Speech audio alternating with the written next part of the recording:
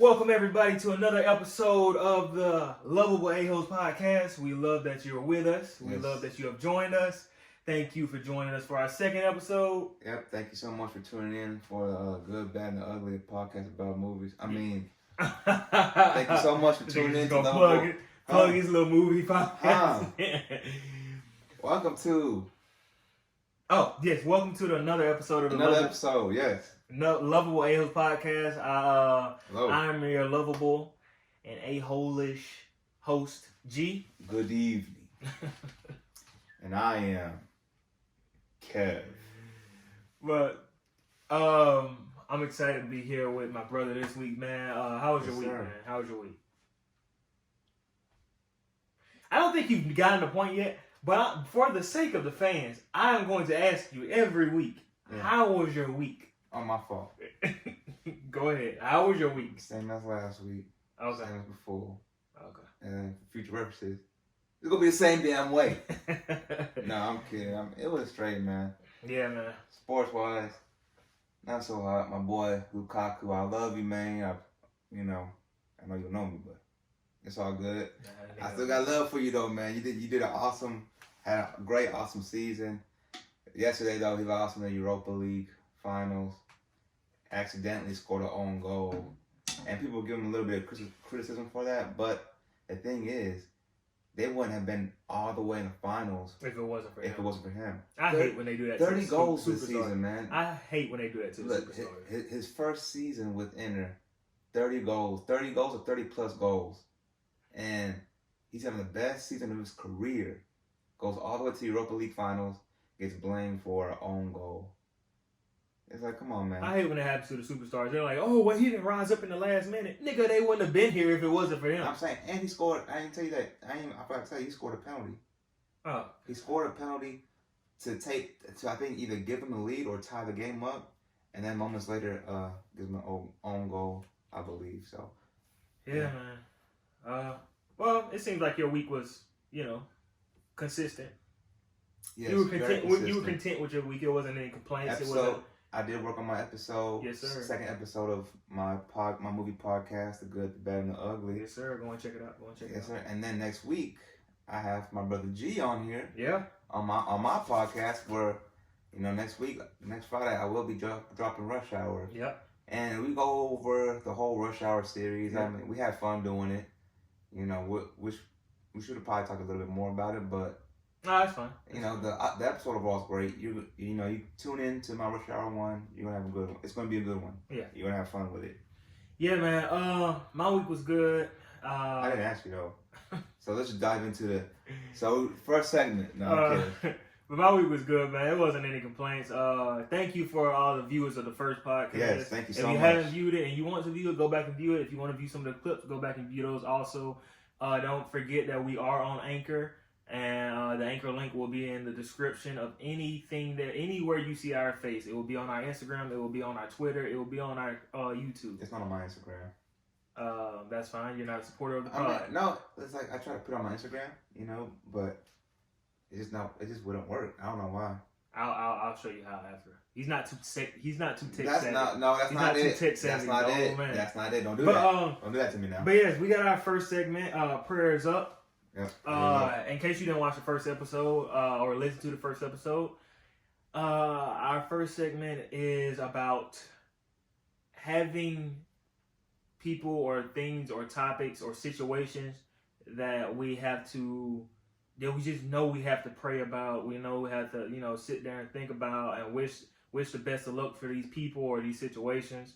So our first prayers up this week is obviously Breonna Taylor, arrest the murderers, arrest the Attorney General at this point because this man is not doing his job, or it seems like he's not doing his job, and arrest the judge or whoever signed off on a no-knock warrant to go into her house. I know those were illegal at the time, but at the same time, you got to think it was a mishandling of it. Yeah. You got to think that the person who they were looking for was already apprehended earlier during the day. Mm-hmm. So why are you still going after a person who was already apprehended? And you went into the wrong house and ended a life. So that's a whole just disgusting situation. Vanessa Guillen. Yes. Breonna Taylor and Vanessa Guillen, we have failed you miserably. As we a society, still haven't given up though. Yeah, we still haven't given up. Well, not as a whole society, but you know, I guess like the ethnicities out here have not forgot about y'all. We're still doing the best we can. Yeah. And I mean, special shout out to the Lakers for those. Yeah, those hats, man. Yeah, man. That was beautiful. That lets you know that we still are out here supporting and we're still trying to fight for justice out here for y'all. Yeah. You know. So we got Vanessa Guillen. We got a big shout out to my homie. His name will go undisclosed, but he is in Fort Hood and it's a nasty situation there. Another sergeant just disappeared. 23-year-old. See the gentleman's name here. Sorry. Yeah, man, it's a bad situation. Another soldier's gone missing. Elder Fernandez. We hope that you get found and you're safe. And yeah, man, it's a bad situation that's going over there in Fort Hood and in the entire army, because the light is not being shined on other places, but we're pretty sure stuff like this has gone on in other places and sadly may continue to go on in other places unless we fix it. Yeah, man. I got another one. It's hurricane season, man. We're up here in North Georgia. It's not too much. Not too much rain. Up here, we really gotta worry about.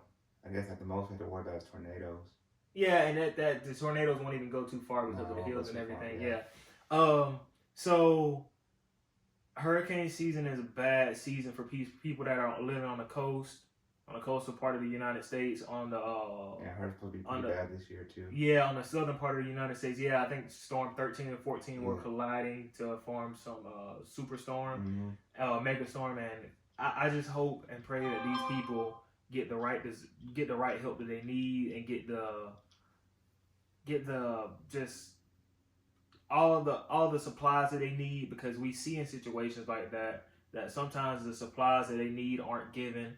Everything isn't given to the people that need help. We saw in the situation in Puerto Rico. Yeah, it can be very nasty. There's still some parts out there that have not. It's still some parts that Houston aren't fully recovered and everything. Yeah. So I just hope that they have all the resources that they need whenever hurricane season comes in. Yeah, man. But to get on to more. Sorry to drag you guys down, but we just feel like that should be at the topic or the head of our pod every week. It should be, yes. Yeah. We're just as human and we're just as thoughtful and caring. Yeah, man. Yeah. We really do care, even though sometimes we just. Yeah, I mean, we get dragged down in our own, days or activities or whatever we have going on. So we may not be able to see or give support to everything that's happening in the news. So we don't always get to give those shout outs and give that the light that it deserves. Yeah, man. Our second topic, our second segment. But our first Loveable segment, it's called Loveable, but I should know. If not, go back. Go back to watch the first episode. We ain't breaking this shit down no more. After episode 1, you're on your own. So we got Loveable, and that goes into speaking on the things that we have loved from the past week, the current events that we have loved, everything that we may have seen that we just, had admiration for or respect for, and so we just want to talk about those different things. NBA lottery. I think as a Clevelander, as a Cavaliers fan, I don't love it. You going to talk about the NBA lottery? Okay. That's from my a-hole. Well, the NBA lottery. I would just go over the first 5 since that seems. You ain't gotta do that neither. Since that seems to be the. You ain't gotta do that. The big topic of discussion. Actually, the first 6. I'm gonna go over the first 6. Minnesota at 1, Golden State at 2, Charlotte at 3. Chicago at 4, Cleveland at 5, and Atlanta at 6. Yeah, your 2 favorite teams are back to back, huh? So yeah, I'm just trying to figure out. Minnesota does not need that first pick. It wasn't hurt. Cat and D'Angelo. I understand. And now first pick. Kev, we don't go off of what teams need. We go off of where they landed in the proper. Yeah, but they should have landed there, and it's not fair. Hey, it's not fair. Life ain't fair, bro. Yeah, it's true. Yeah, y'all should have lost a few more games or something like that if you thought that was gonna be the case. Well, we're not trying to lose in Cleveland no more, man. Okay. Y'all got one championship, and y'all think y'all just. Hey, sit down, bro. Just sit down. Just sit down. Y'all got one. Sometimes you be talking out of pocket just a little bit. All right, you be talking out of pocket with them Birkenstocks on. Don't come at me like that. Hey, bro, don't get on my Birkenstocks. My fault. No, it's not my fault. You better apologize for that, Cleveland. But y'all got all right. Look, y'all got one championship, and now y'all think y'all just the thing supposed to win every. That's not it at all. I'll break it down to you. See, Cleveland is a blue collar town. We are like a bunch of hardworking people there, man, and for decades we've been suffering L's after L's after L's. Like we need to turn this shit around, okay? Yeah. So, yes, I'm tired of losing. I want to at least I want to at least be on that level of decent teams. Yeah. You know, I'm tired of you guys have a promising future, and then we like let those pieces go on somewhere. LeBron James, Danny Green, all them just go on. I know Danny Green is on the same caliber, but still. Okay. He's still in a caliber where if he would have stayed with us, he would have helped us out a lot. Okay. So, okay, I got you. Not like no LeBron James level for everybody out there. Don't come at me like that. I'm not even that big of a Hawks fan. I mean, they're obviously the hometown team, so kind of root for them a little bit. But I wanted them to get that first pick just to have a chance to get Anthony Edwards, bring him back home, all this kind of stuff. True. Yeah, that would have been nice. I just want James Wiseman for the Cavs. That's not gonna happen though. What? Wait, y'all got Drummond. Yeah, but he ain't gonna stay with us long. Now, I hope he do. Don't get me wrong. Okay. I want him to, but he just picked up his final season on the option. On the option, and then after that he's a free agent. So. Okay. Yeah, man. Speaking of Danny Green, that nigga gave me some. Do you want to put them in the a-hole category? Nah, because they bounce back, and that's what Lakers do. We bounce back on every time. Every time y'all think we down in the dumps, we bounce back. This man, Danny Green, came out and gave the worst performance I've seen this season from any Laker. Any Laker. I mean, was out there getting scored. I mean, yeah, it's against Dame and CJ. You're not really going to do too much against them. But if you're not going to score yourself, I at least expect you to play A1 defense. And this nigga came like that. And it just, bam. I was like, nigga, wait. I was like, why is CJ out here doing this to you? All right, you better get him back on the other end. Next thing you know, Danny come back, brick. I was like, yo, KCP come back, brick. Granted, KCP did come back and put himself in a great situation by what he did with game 2, and that was amazing. Came back and played great defense. We gave him our little moment of the week, little Budweiser moment of the week, or whatever the Lakers did. Budweiser moment. Yeah, bro. Yeah, he had a really good game, bro. He had a really good game. Okay. That was really good. Yep. All right. First, I know this ain't on our list. We did talk about it because we were watching the Grizzlies and Grizzlies and Trailblazers game. On those commercials for State Farm. Oh, he might go there. No, I just saying, bro. Y'all all know Alfonso Ribeiro, Carlton on Fresh Prince if you're not familiar with his real name. Yeah. If you haven't seen one of those State Farm commercials, please go and watch it. Why does this man have on... This man has a full head of hair. He does. A full head of hair. Why does he have on a meat cap? I don't know, man. Look at his neck in those commercials. Explain to the people what meat cap is. Oh yeah, so yeah, like you ever seen the actor that has a full head of hair? You know, they got, and they just don't want to cut all their hair off for an acting role or anything. And instead of cutting that hair off for that acting role, I guess like a good example of that would be Tom Cruise in Tropic Thunder. Like the receding hairline. Yeah. So like you put a ball cap on. Yeah, and it's like a basically like fake layer of skin. This man has a full head of hair. Chris Paul has a fade. just get your hair cut Yeah. like the Fade. If you're gonna do multiple commercials, get your hair cut like the Fade. But that's neither here nor there. But yeah, man, we got new music also, and I got a good piece of music that I listened to. I made sure my boy Kev, you know, I went ahead and told him, hey, bro, send him a little Spotify link. I mean, I knew Nas was dropping. No. Send a little Spotify link. Hey, bro, go ahead and listen to this new Nas. You know, Godson. You know, the new Nas. You know, I just wanted him to listen to the new Nas and Hit Boy album. Yeah. We get here today. I said, man, hey, bro, you listen to the new Nas? Oh, well, I'm thinking that he already listened to it. This man has not listened to a song off of there. I haven't. I know. I listened to it. Oh, God. This man has not listened to the whole album. I texted this man Friday morning and said, hey, can you listen to this album before we record the pod? Friday morning. Nothing. I mean, well, he did drop it Friday, but I mean, I knew he was gonna drop it. Just I'm gonna get around to it eventually. Okay. I do like the song he did with Anderson .Paak on there. Yeah, of course, that's the song you listen to.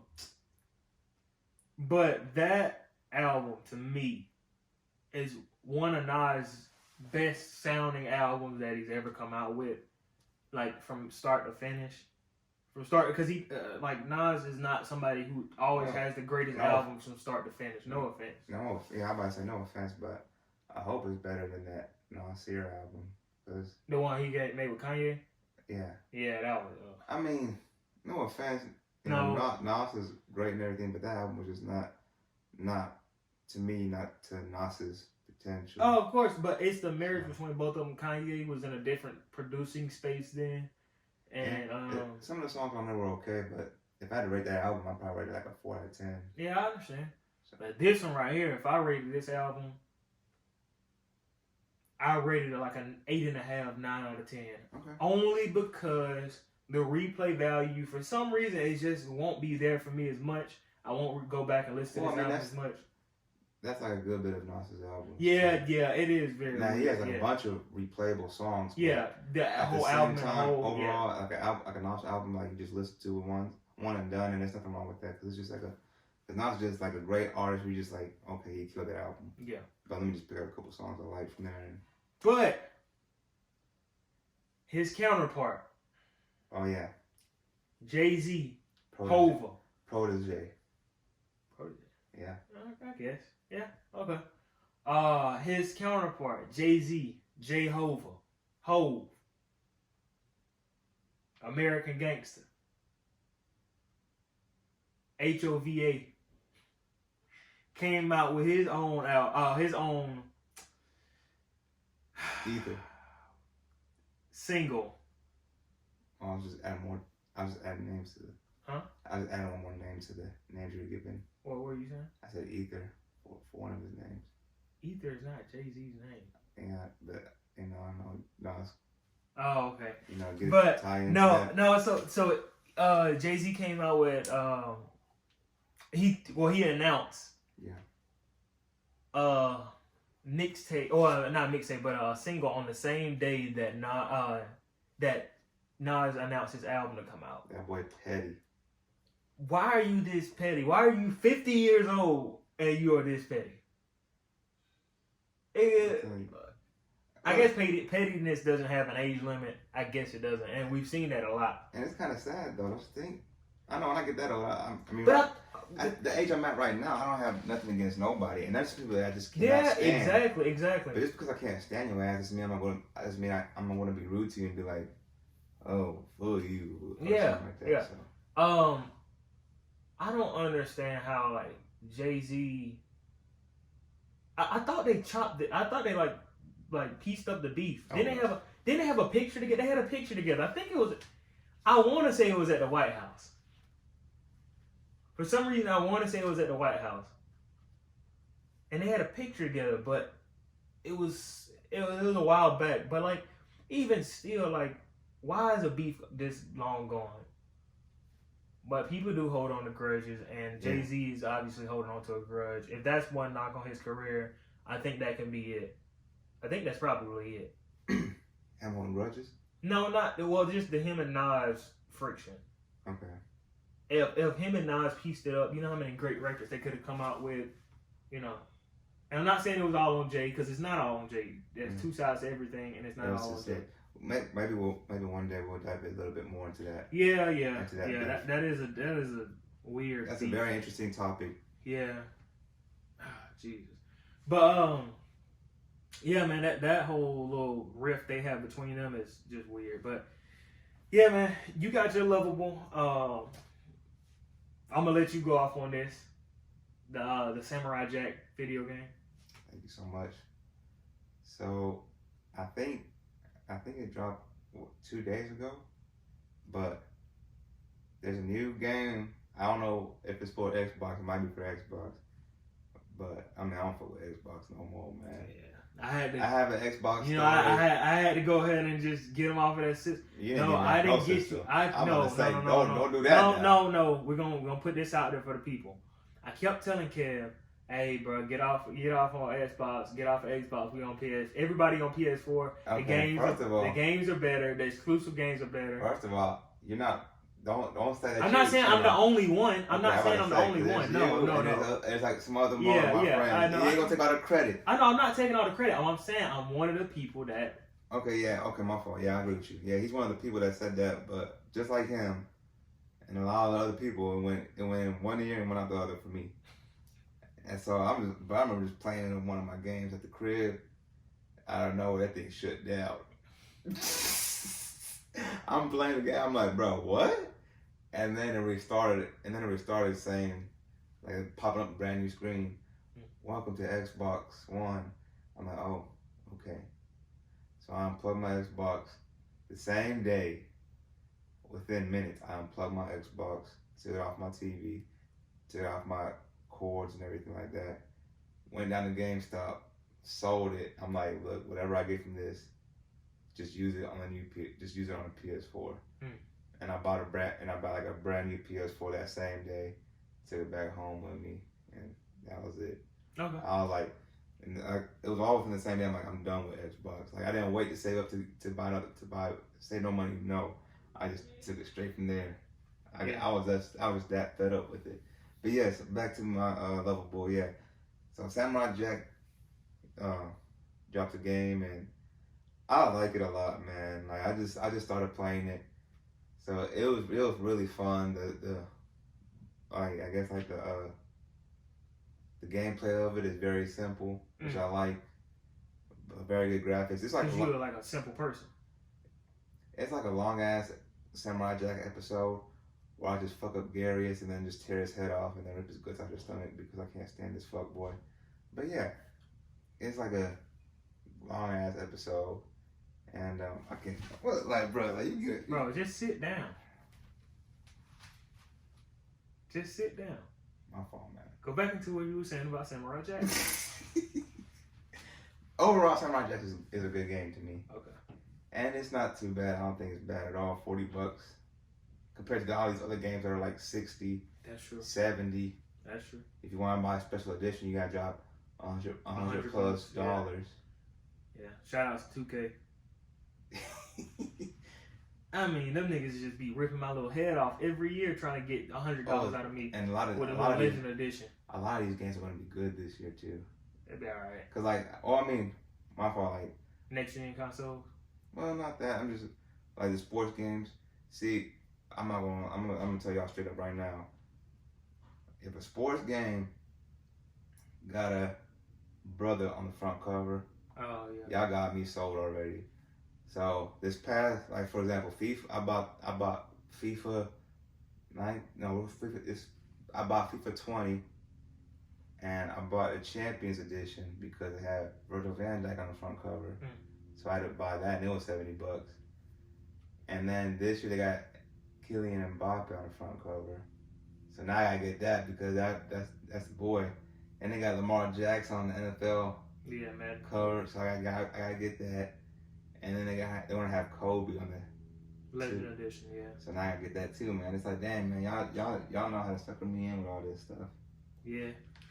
Well, we got one more Loveable, man, and that's the Kansas City Chiefs. Kev didn't really get where I was going with this, but so I talked to a person, right, that has Native American or indigenous to the American lands heritage in their blood, in their bloodline, and it was very close to them, and they're very close to this topic. And what the Kansas City Chiefs did is commendable to me because I was talking to this person, and their way of saying it was, stick with me when I say this.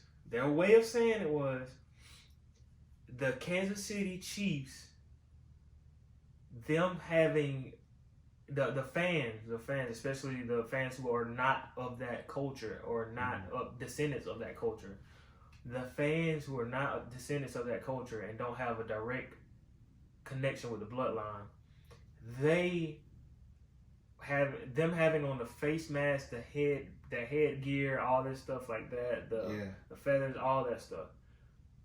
It's like them wearing that is like a person who's not black wearing blackface. Yeah. That to me is kind of struck a nerve. Obviously, I mean, I'm not of the same hue, but I am an African American male, so it's like when she said that, I was like, okay, that's was a girl. Yeah, it was a girl. It was a girl that said it. Okay. You can tell it was a girl. Yeah. Or a female, not a yeah, but yeah, man, that's so weird to me, and it took me a moment, just like it's probably taking y'all a moment to process it. But I think that made so much sense because if you are a person who doesn't prescribe to a certain culture, and you take things from that culture and use it just for a certain moment, for glorification or for not mockery, but along the lines of mockery or along the lines of not so much idolization. If you use it for that second and you're not uplifting that culture at the same time when you're doing it, so like those hundreds of thousands of people that are going to the Chiefs games every year, wearing their headgear, wearing their face paint, all this stuff, are they giving back to that culture, or are they actually doing stuff for that culture, or are they just wearing it just to have it on? That's true. See, and I'm not saying if you donate to just say Black Lives Matter, that gives you all the right to have blackface on. I'm not saying, I'm about to say that. I'm not saying that, but I'm saying like, if you're not for that culture, if you're not even in that culture, then don't participate in and don't dress up like them. Don't wear the face paint that they would wear or the ancestors would wear. Don't be in line with them if you're just gonna go back to work Monday and be like, oh hey Bob, and not have that stuff on your face or not uplift their culture. Now, do you think they're aware of that going into the Chiefs Stadium? No, they're not aware of that. That's the thing. They don't go out of their way. They don't go out of their way. Those people who are doing that don't go out of their way to inform themselves. When the Chiefs addressed this, did you know if they explained to them on why they can't wear? Oh, they have a whole statement. I mean, I know they have a whole statement, but within that statement, did they? Yes, it's like the statement is like an essay. Okay. It's like pages long. I haven't seen the statement, so. Yeah, it's like pages long. I still didn't get done reading it. I was just, it's so they went into detail. Okay, well, that's a good thing. Yeah, they went into detail with it. They were expressing thing. that they had talked to American Indian representatives from their community, all this stuff like that. Yeah. So it just made it seem like, to me, the right thing to do. If you're not in that community, then don't dress up like that community. That's true. And then, if you're gonna do it, like it's hard to explain. No, it's not hard to explain at all. All right, so no. I'm trying to put a comparison. It's like Cinco de Mayo. Cinco de Mayo, that's disgusting. Go back to your country. We want to build a wall and keep all you Mexicans out. But y'all eating out of restaurants and y'all celebrating Cinco de Mayo. And it's not even the day of, it's not even the, Mexican Independence Day. Yeah. It's not that Mexican Independence Day. The Mexican Independence Day, I believe, is in September. Yeah. So it's like, what the fuck y'all getting this Cinco de Mayo shit from? Why? Because it was a battle or a war against the French? No, bro. Like what? That's not the Independent Day. And y'all don't even know what it's about. And y'all are here drinking and wearing some bro hats. And yeah, and they don't even know what American Indian culture is Talking- about. It's like it's like cultural appropriation. Like, don't Yeah. just sit there and try to like I can't be a part of our culture for 2-3 hours just for a game. Don't and talk. then when you walk out of the game, Yeah. you go home and just wash your face paint off, Yeah. or you wiping it off in the car. Like, That's come true. on now, That's true. come on now. Or you sitting there for a date and just like drinking tequila and eating tacos. Talking about Yeah. seeing me when I used to work at Home Depot, seeing me ask me a question, and then I'd be like, oh yeah, ask me a question, blah blah blah. Oh yeah, it's over there. Oh okay, gracias, and then walks away. Oh, okay. I'm like, bruh, let me tell you something. It's cultural appropriation. That's cool, yeah. So don't do that bullshit with me. It's pandering, bro. It's pandering. It's so much like pandering. Yeah. Right. So kudos to the Chiefs for that. Yeah. Kudos to the Chiefs, man. They made a big statement by doing that. Hopefully, a lot of other sports teams will follow. It's hard to see where the Braves are gonna go from here. I don't really think. I don't think so. I don't think the Braves do anything. But the Chiefs are also talking about getting rid of the chop that they do. Yeah. So that may be one thing. But hey, it's just only a matter of time until all these establishments that are not meant for people and all that stuff aren't in the best interest for certain cultures and certain ethnicities to come down. So we never know where it'll go after this. Yeah, man. Hopefully the Chiefs get that done and everything. But we got our next topic or our next segment, and it's the A-hole segment, man. And once again, just explaining, but the A-hole segment is... Yeah, explain, man. Right, I got to explain to the people. You know what? Go ahead. My fault. The A-hole segment is things or people or situations from the past week that we saw that we were not entertained by, that we were not interested in, or that we just didn't like at all. So it's just current events that we didn't like. And the first one, I think everybody has been hearing about it for the past 2 days or so. But that should be. It's pretty big news out there. Yeah, man. And it goes on from there. But yeah, man. Tory Lanez and Megan Thee Stallion situation, it keeps on going, and it's an ever evolving story to where every door keeps getting open by every week that since it's been out. You want to explain to them in case they don't know what the situation is? Yeah, so Megan Thee Stallion came out. I mean, unless you don't know, I'm pretty sure if you don't know what the situation is, the initial situation that happened between them, do your Googles. That is not true. Gonna explain. Yeah, we're not going to explain. That's right. But the situation that happened this week was Megan Thee Stallion came out on Instagram, on Instagram Live, and finally addressed it again. And I think this is probably her final nail in the coffin with this situation, saying that, hey, I mean, I was trying to protect you guys as you guys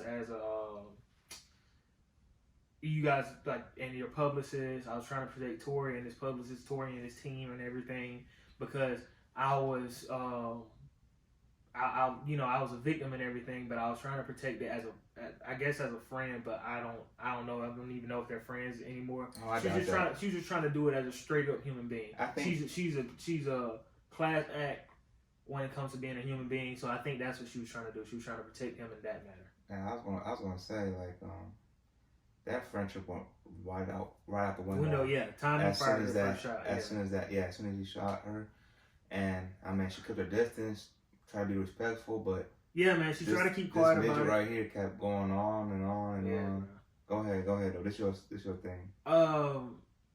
Yeah, she tried to keep quiet about it, man, and I was respecting the fact that she was trying to keep quiet about it. That she obviously she knows the situation. If Tory would be in trouble by her coming out about the situation, then yeah, it would more than likely end Tory's career or put it in dire jeopardy. But once again, his publicist, his whole team was just trying to put out the fact that maybe this happened or maybe that happened. They were putting things in people's ear like, hey, maybe they were arguing because he was feeling all over Kylie Jenner that night, which may be the case, but that does not give you the right as a man to shoot a woman. Whatever situation happened before, I don't care. Whatever situation they're saying happened with the publicist or anything, man, I don't give it. I don't care. Because you got to think, man, as a man, you're taught most of us are taught. Most respectable men are taught from a young age, don't put your hand on a woman, don't do any acts of violence towards a woman. Like, man, this is disgusting, because why is this man sitting here? I don't care what happened in between. You know, Meg said that she was sitting in the front of the car and they were sitting in the back, and everybody in the car was arguing, so she got out and she was trying to separate herself from the situation.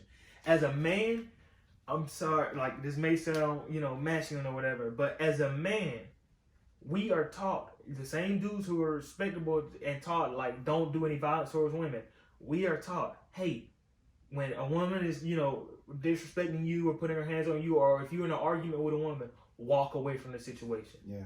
Don't engage, because you never know where it can go after this. Tempers flare and you never know where it can go. So don't engage in the situation. Don't sit there and go for her, and don't sit there and go after her and anything. Walk away from the situation. Why is Meg having to be a man in that situation? And I'm not making a joke here. It's not time to joke. But why is Meg having to be the man in that situation and walking away from the situation, unlike Tory is? Instead, he was sitting in the back. And I forgot to do this as a precursor, but how much you've heard the two posts? How much of this story do you believe? If you give me a percentage, how much of this story do you believe? I believe Meg 100%. Okay, yeah, I believe probably around 95. Obviously, there's stuff. No, I'm not saying I don't believe anything that Meg did say, but I'm saying, like, there's maybe some stuff into let me it also. clarify. That's the 5%. That makes stuff. Yeah, let me clarify what I mean when I say I believe her 100%. I believe her side, in which she walked away. Yeah. And in which they were arguing. I have no idea what they were arguing about.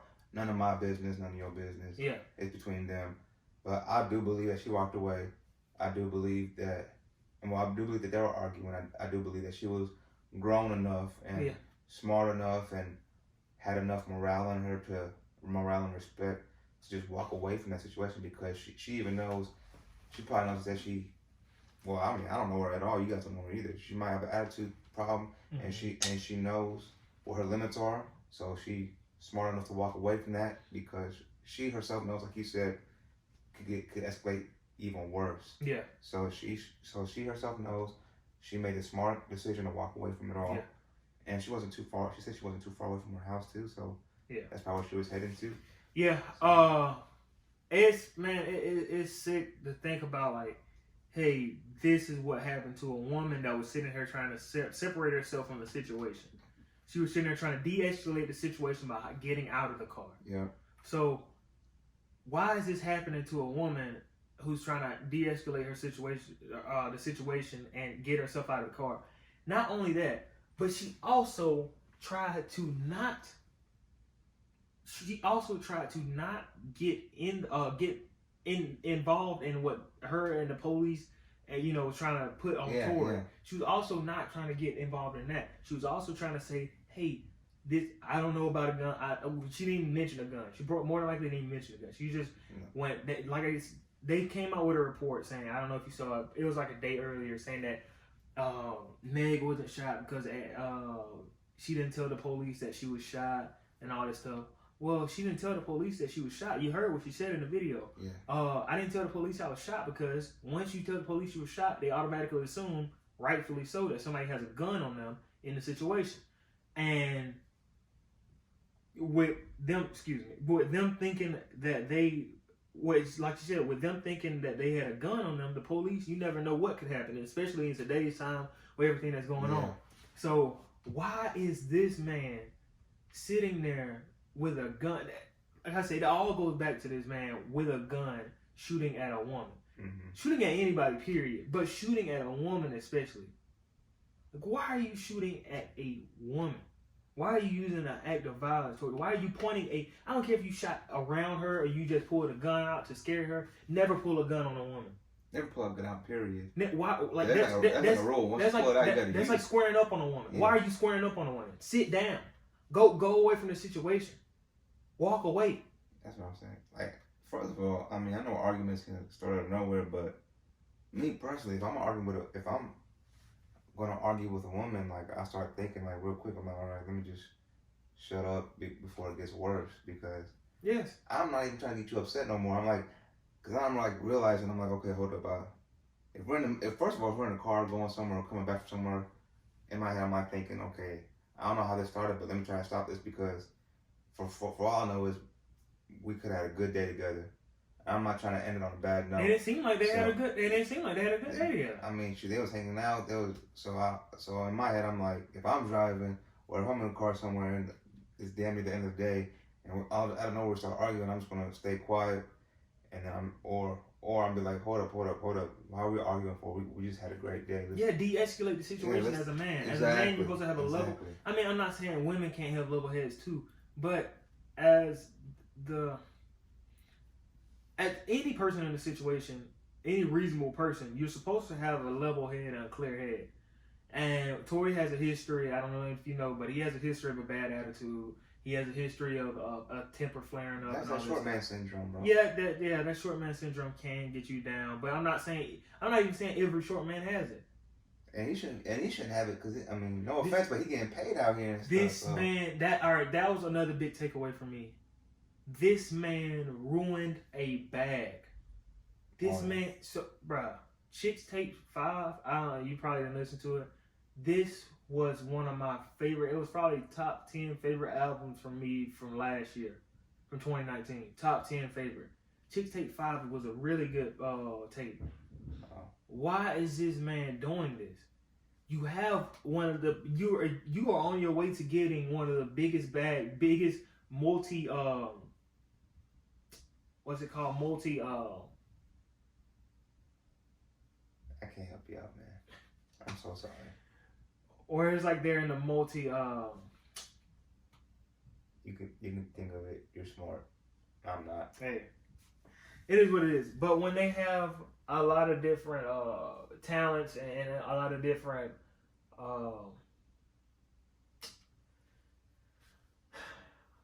outlets. So he had he has his music, he has quarantine radio, he has a lot of different stuff. So why are you giving up this bag on one stupid situation? First of all, this man is on his way to a huge contract, a huge contract. So why is he giving this up for one situation, one night? That was one thing with me. When you're on the way to get a huge bag, man, you gotta watch everything you do. We see this a lot with a lot of NFL players, a lot of sports players, period. But yeah, man. Huh? Nothing.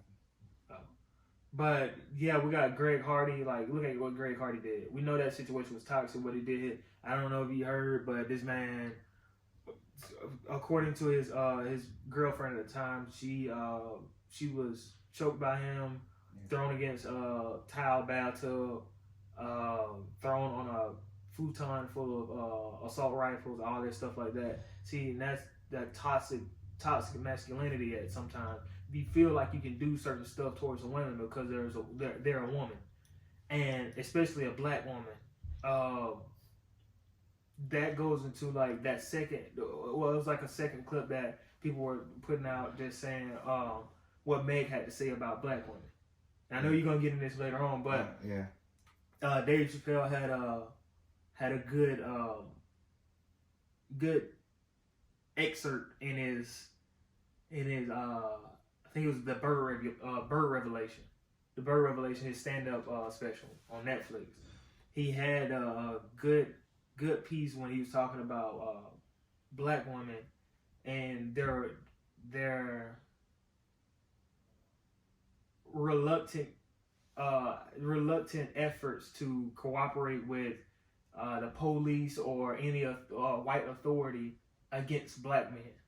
And whenever they get into a situation where they feel like they have to go against black men in any situation, then especially telling on or so-called snitching on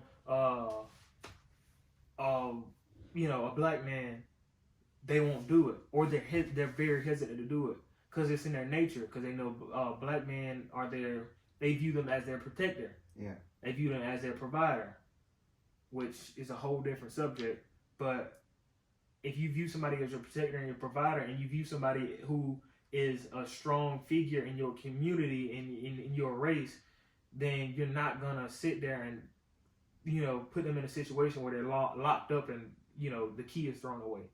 You're not gonna put them in that situation. You're gonna put them in a situation where, hey, you know, you're gonna put them try to put them in the best situation, even though that, you know, what they did was more than likely wrong. Yeah. This man, Tory. Like I said, I love everything that you were doing up to this point, man.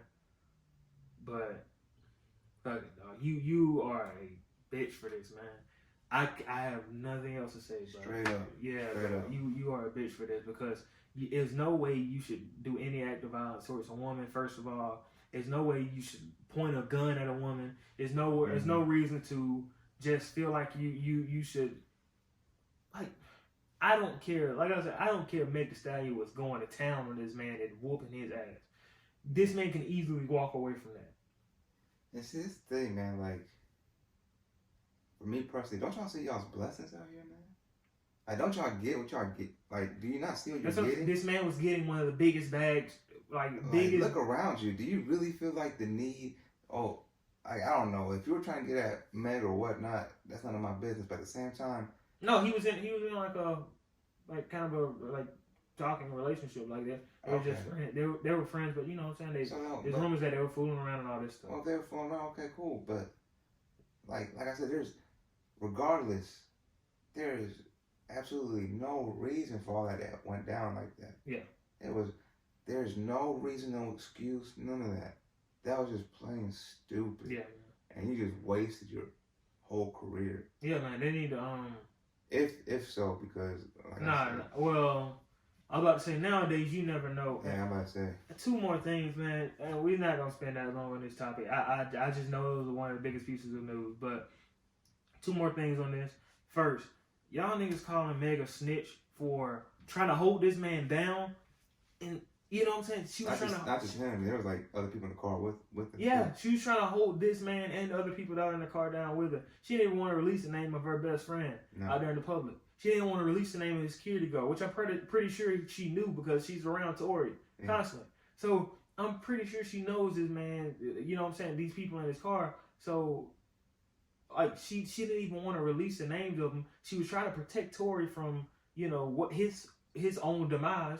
Yeah. So. But instead, she the story of her getting shot. I've never been shot, but if you've never been shot, and you're sitting here calling this lady a snitch, get out. Because if you've never been shot and you sitting here calling this lady a snitch, and she was sitting here not cooperating with the police plenty of times. If she was cooperating with the police and she was a snitch, then you would have already known the full details of this case. Yeah. You would have already known the full details of this whole situation. But instead, she was not operating as a snitch. She was operating as somebody who's, once again, trying to protect Tory. She was operating as somebody who's trying to protect who was a guy who was at one time a close friend of hers.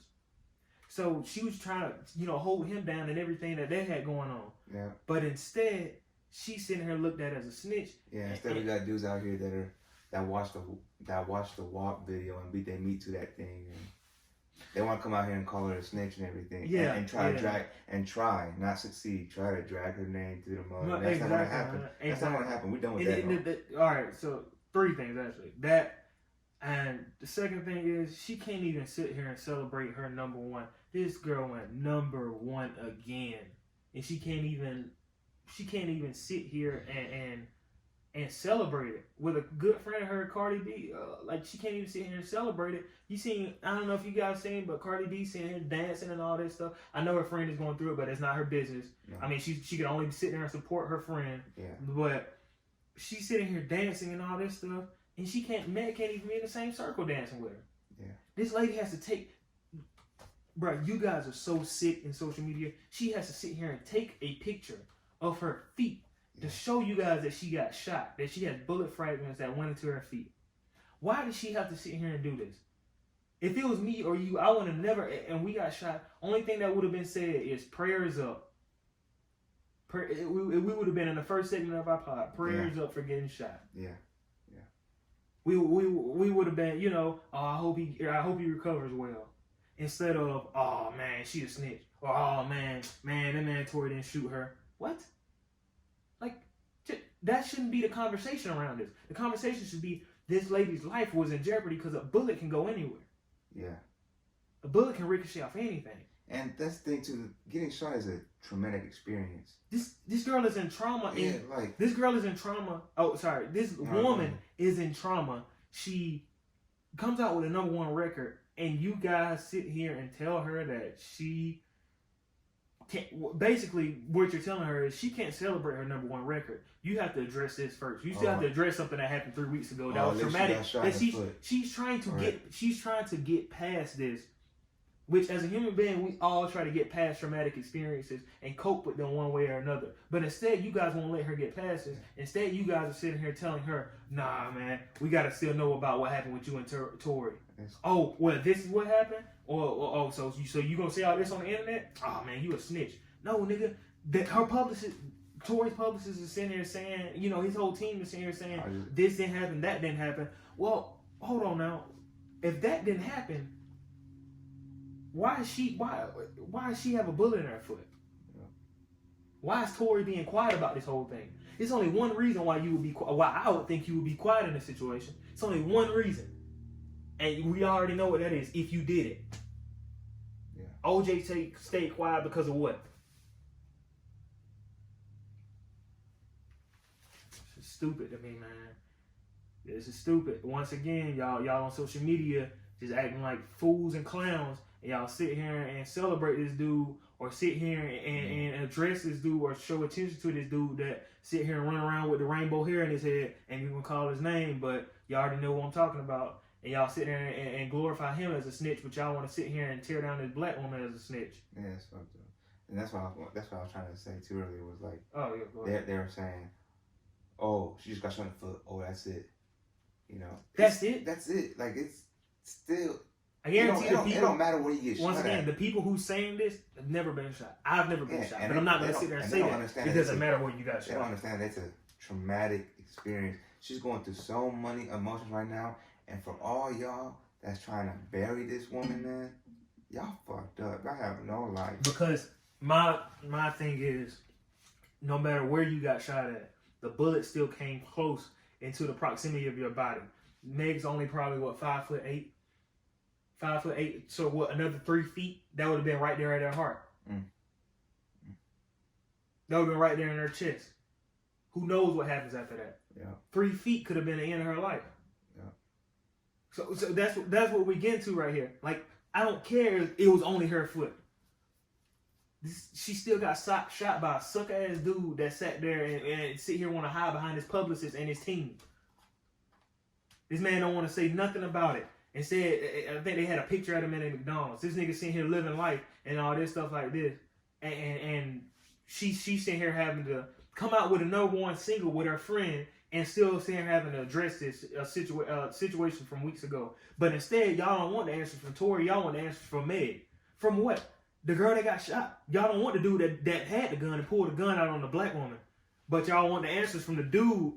Y'all want answers from the lady who got shot, who got hit, who's going through a traumatic experience.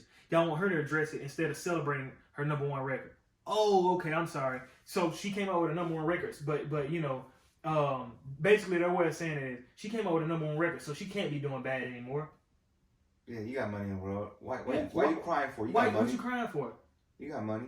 This girl showed up. She has the #1 record in the world. She showed up on Instagram Live with no makeup on, hair not done, eyelashes not done, all this stuff. You know what I'm saying, the women, the cosmetics and all this stuff like that. She showed up like that with a hoodie on, addressing this situation for y'all, while her friend, that, like I said, that has a #1 with her, can't even celebrate with her. Man, this is sick. Once again, y'all on social media showing clownish activities. Once again, y'all can't even sit here and address this situation directly from the dude that did the shooting. Yep. He's still out and he's free. He's out of jail right now. But instead, y'all want to go after Meg. Man, get out of here with this, man. Y'all niggas some clowns. Y'all some clowns. This dude with the clownish ass hair, some clowns. All y'all niggas some suckers. And that's all I got to say about it. Man, that's some clown stuff, bro. Preach it. But yeah, man. I don't even know where to go after that, man. Because these niggas some clowns out here, and if you gonna sit there and support this dude and sit here and publicize this dude or whatever, man. I don't care how good of records he had. I just told you that this man, one of his albums last year was one of my favorite records from last year, and y'all gonna sit here and support this man over her. Not even support him, just sit here and question this girl after she's been shot and all this stuff like that, bro. Y'all niggas some clowns. Y'all some clowns. Takashi a clown. Act a clown. All y'all niggas who sitting here publicizing this mess is clowns, niggas. All y'all niggas, bro. It's sad. But yeah, man. On another point on the a-hole topic, man. The Clippers, man. The Clippers, Paul George, bro. You gotta stop. I mean, it's Saturday right now while we're recording this, and I still think the Clippers are gonna lose. They won last night. They won in a little convincing way, right? With Trey's back and everything, playing a little physical. But I think that the Clippers are still gonna lose this series. It might go to 7. I had the Jazz and the Nuggets series as the only series I had going to 7, but I think this one might go to 7 too. And I think that the Clippers are probably gonna lose. Just off the strength that they can't handle Porzingis, man. Porzingis is a whole different monster, bro. Yeah, bro. Porzingis is a whole different monster. Yeah, man. They just gotta figure out what they're gonna do with Paul George, man. Man, he a clown too right now. This man sat here and went at Dame about this and that, and laughing on the sideline and all this stuff. Like, what you laughing for, bro? And then when he went at Dame, he's gonna sit there and say, "I got my shoulder's been the healthiest it's ever been," and all this stuff. And then after the game 2 loss against the Mavericks, he gonna sit there in a press conference with ice on his shoulders. Nigga, why are you sitting here with ice on his shoulders, bro? Like, that was a backwards thing to me. I don't know. I'm done with clown activity, bro. I'm done with clown activity. I got one more, and that's about it for me, man. Yeah, he needs to come to the stand too, man. Yeah, because if you think about, like, Paul George, he's never been the same since he left Indiana. Since he left Indiana, I was telling Duke that too. I was like, he's never been the same since he left Indiana. It's just never been a. So it's Kyrie. Yeah, since he left Cleveland. But yeah, man, we got John Foki, whatever his name is. I don't care. This nigga is a clown too. Once again, y'all niggas are clowns who sit here and come up with excuses about different stuff that we can see is wrong. But the Hornets announcer comes out. He's a radio announcer. He comes out with a tweet and about the Jazz and Nuggets game, and comes out talking about the Denver Nuggets and writes them in as a Denver N-words. The hard N-word. The hard R. E-R. E-R, yeah, hard E-R, bro. So I'm like, what are you doing, first of all? And this man comes out and says, oh, well, it's because of autocorrect. Autocorrect? Yeah, who you having these conversations with, man? The Charlotte Ku Klux Klan? Bro, this man, so, I don't know if you guys use autocorrect, everybody uses autocorrect in their phone. Not me. I mean, we have at some point. Okay. If you use autocorrect, the only way that certain words get corrected to certain words, that word that it got corrected to, it has to be a frequently used word. And on top of that, it has to be saved in your phone. Saved in your phone, exactly. It can be a contact or anything like that. Yeah. So, or not like that. I'm talking about like if you're texting, like that, like you use that word so many times that it ends up, your smartphone ends up saving. That's what I'm saying. That's what I'm saying. You have to use that term. I just say like a contact. No, I'm saying before that I was saying. My phone. Go ahead. But it has to be saved, not saved, but it can be saved, but it can be like, it has to be a frequently used word in the phone. Yes. It has to be a frequently used word in the phone, and so if you're using that word, if you're using the N word with the hard ER at the end more than nuggets, you got something going on, bro. If you're using that word period in your phone, you shouldn't be using that word period at all. And if that's your excuse, that autocorrect, nigga, we left autocorrect excuses back in 2011. Get out of here with this. Once again, clown nature, bro. If you sit here and have an excuse for everything, bro. If you have an excuse and the excuse even comes off stupid, it's just like Cuba Gooding Jr.'s lawyer. Yeah. Girls are getting sexually assaulted by your client, but just because he has a high reputation in Hollywood, you gonna sit here and defend them. It's clown nature, bro. Once again, like I don't understand how niggas get defended like this and they're being clowns out here. But it's just how it is out here in Hollywood, and that's just how it is out here in the world right now because social media gives y'all the right to do anything without repercussions or without any consequences. Y'all niggas go around and do certain clownish stuff and don't have any consequences. He's been fired either. I think he's been suspended. He's been fired. He's been fired. They fired his ass. All right, good. He said, "I'm pretty sure this is." Oh no, that was another one. He's just like I said again. I thought I said they suspended him. You're working for the most progressive organization, one of the most progressive organizations in the world, and this is what you're doing. And it's in Charlotte too. And it's in Charlotte. This is clown type behavior, and I'm done with it. I'm done. Y'all got it. Cause if I gotta sit here and address this clown information more, it's crazy. Yeah, and our next topic is Love It, man. We got our Love It topic, and this is a trilogy of topics, segments that we have every week. It's Love It, List It, and Leave It. We'll go into each of these by the time we get to each segment.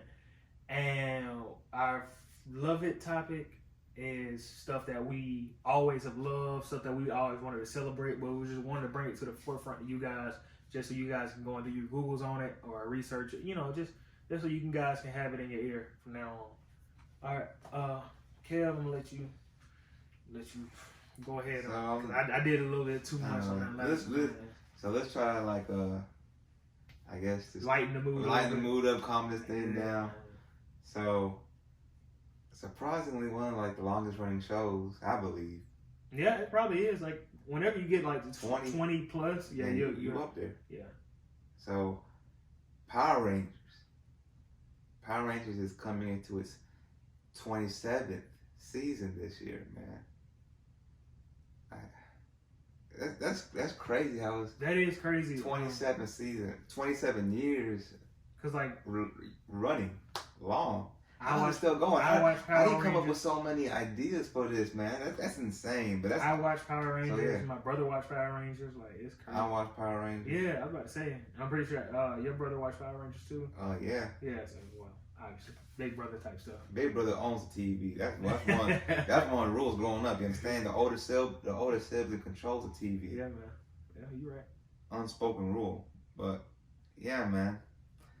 Do you have a favorite or memorable season of Power Rangers that you like so much? So I remember I was in Power Rangers heavy when it was on the Game Boy Advance, the games were on there. And it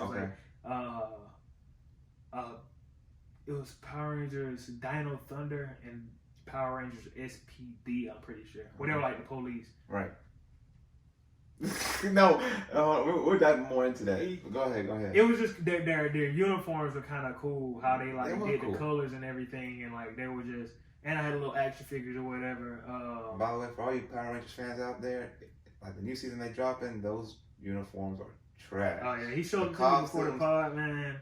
Like season after season after season, they always dropping some hot, cool, unique looking. Even the movie was awesome. Yeah. And they dropped some nice looking costumes. This one are just something that I would have made, blindfolded, stitched up. But yeah, the uniforms are trash. But yeah, I like that one, man. That was probably one of my favorite ones. I think I was in kindergarten or first grade when that came out. Yeah, well, the Dino Thunder SPD one, that era, because they were one after the other. I think Dino Thunder came first. It did come out one after the other. Yeah, SPD came right after. Okay. So I like that little era. It was nice. It was a little breath of fresh air. Okay. Because before that and then after that, they were kind of rocky. I'm a somewhat agree with you on that. So I'm gonna say I'm just gonna say some of my favorites.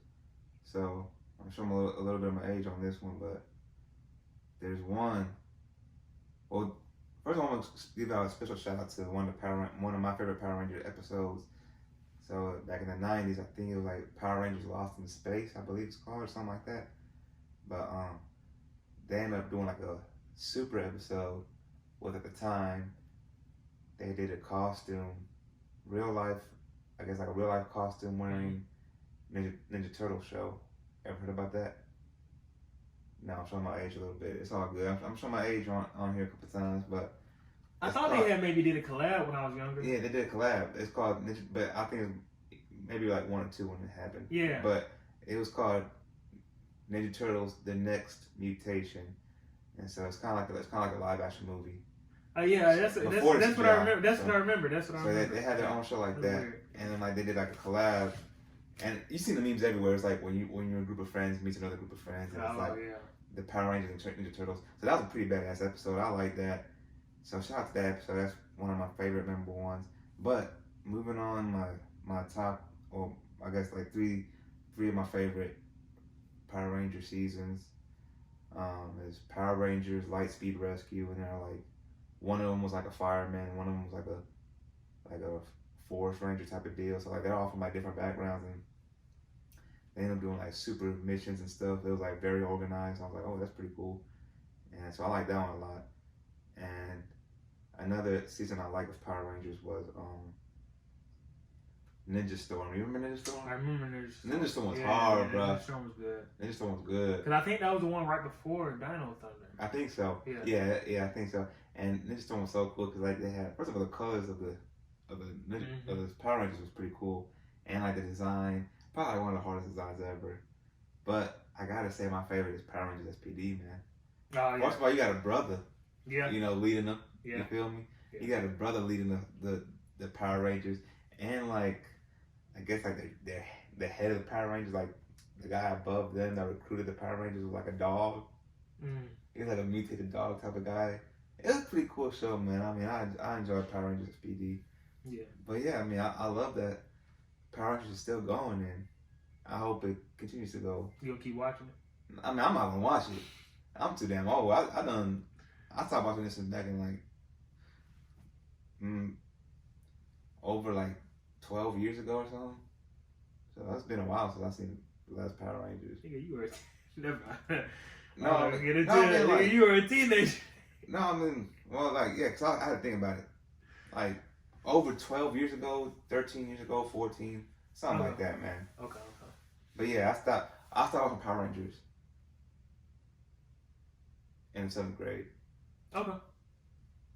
Yeah, 7th grade. Hey, it is what it is, man. You can laugh at me all you want to, it's all good.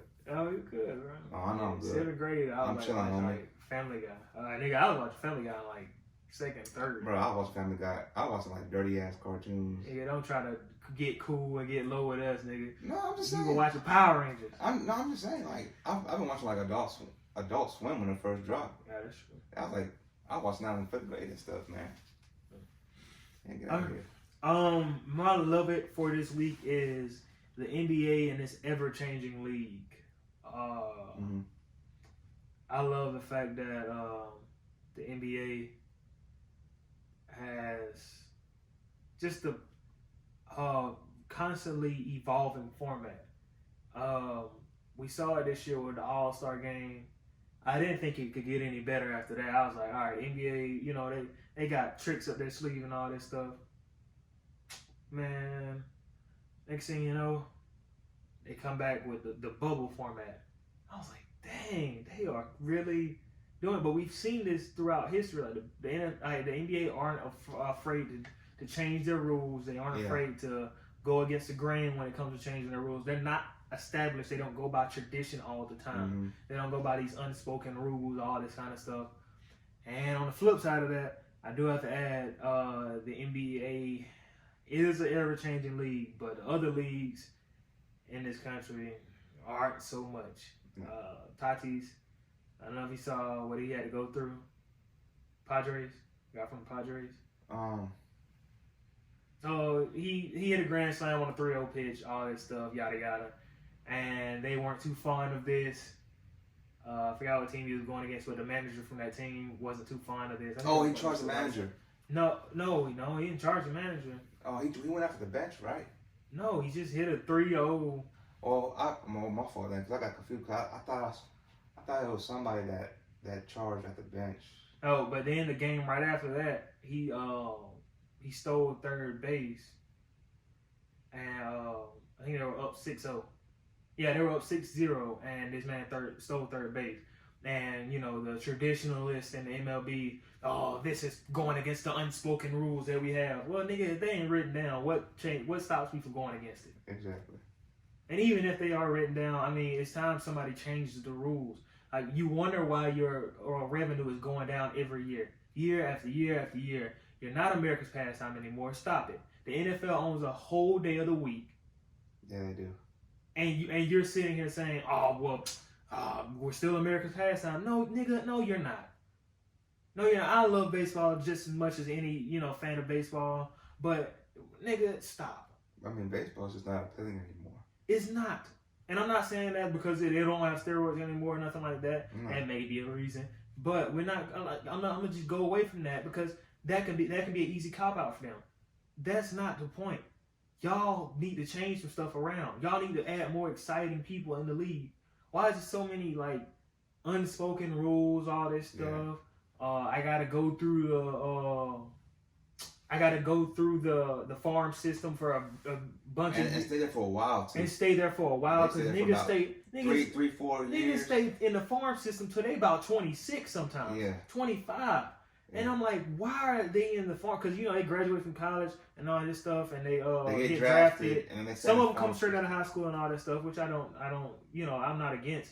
But they gotta sit there and stay for like 3 years, 2 years in the farm system, longer than that sometimes. And then by the time they get out of the farm system, they're in their prime, yes, but they gotta get used to being in the majors while they're in their prime. Yeah. So I'm like, why do they have to spend that much time in the farm system? Why do they have to spend that much time just, you know, getting ready when you see the NBA? The NBA's probably about to go back to no more one and done rules or whatever, which if you don't know, the NBA is more than likely not going to have their players have to spend 1 year in college or 1 year gap between graduating from high school. So the players will more than likely be able to come straight from high school from now on. And for those of you that don't know, that's like, oh, they should stay in college a little bit more. I mean, sometimes I agree with that, but at the same time, yeah, because it can't, like some of the players who are not as developed, yeah, they go to college to sharpen their tools. I believe that. I mean, I said it myself too. But at the same time, you gotta think about it. Like some of these guys come from like the slums. Yeah, man. And like.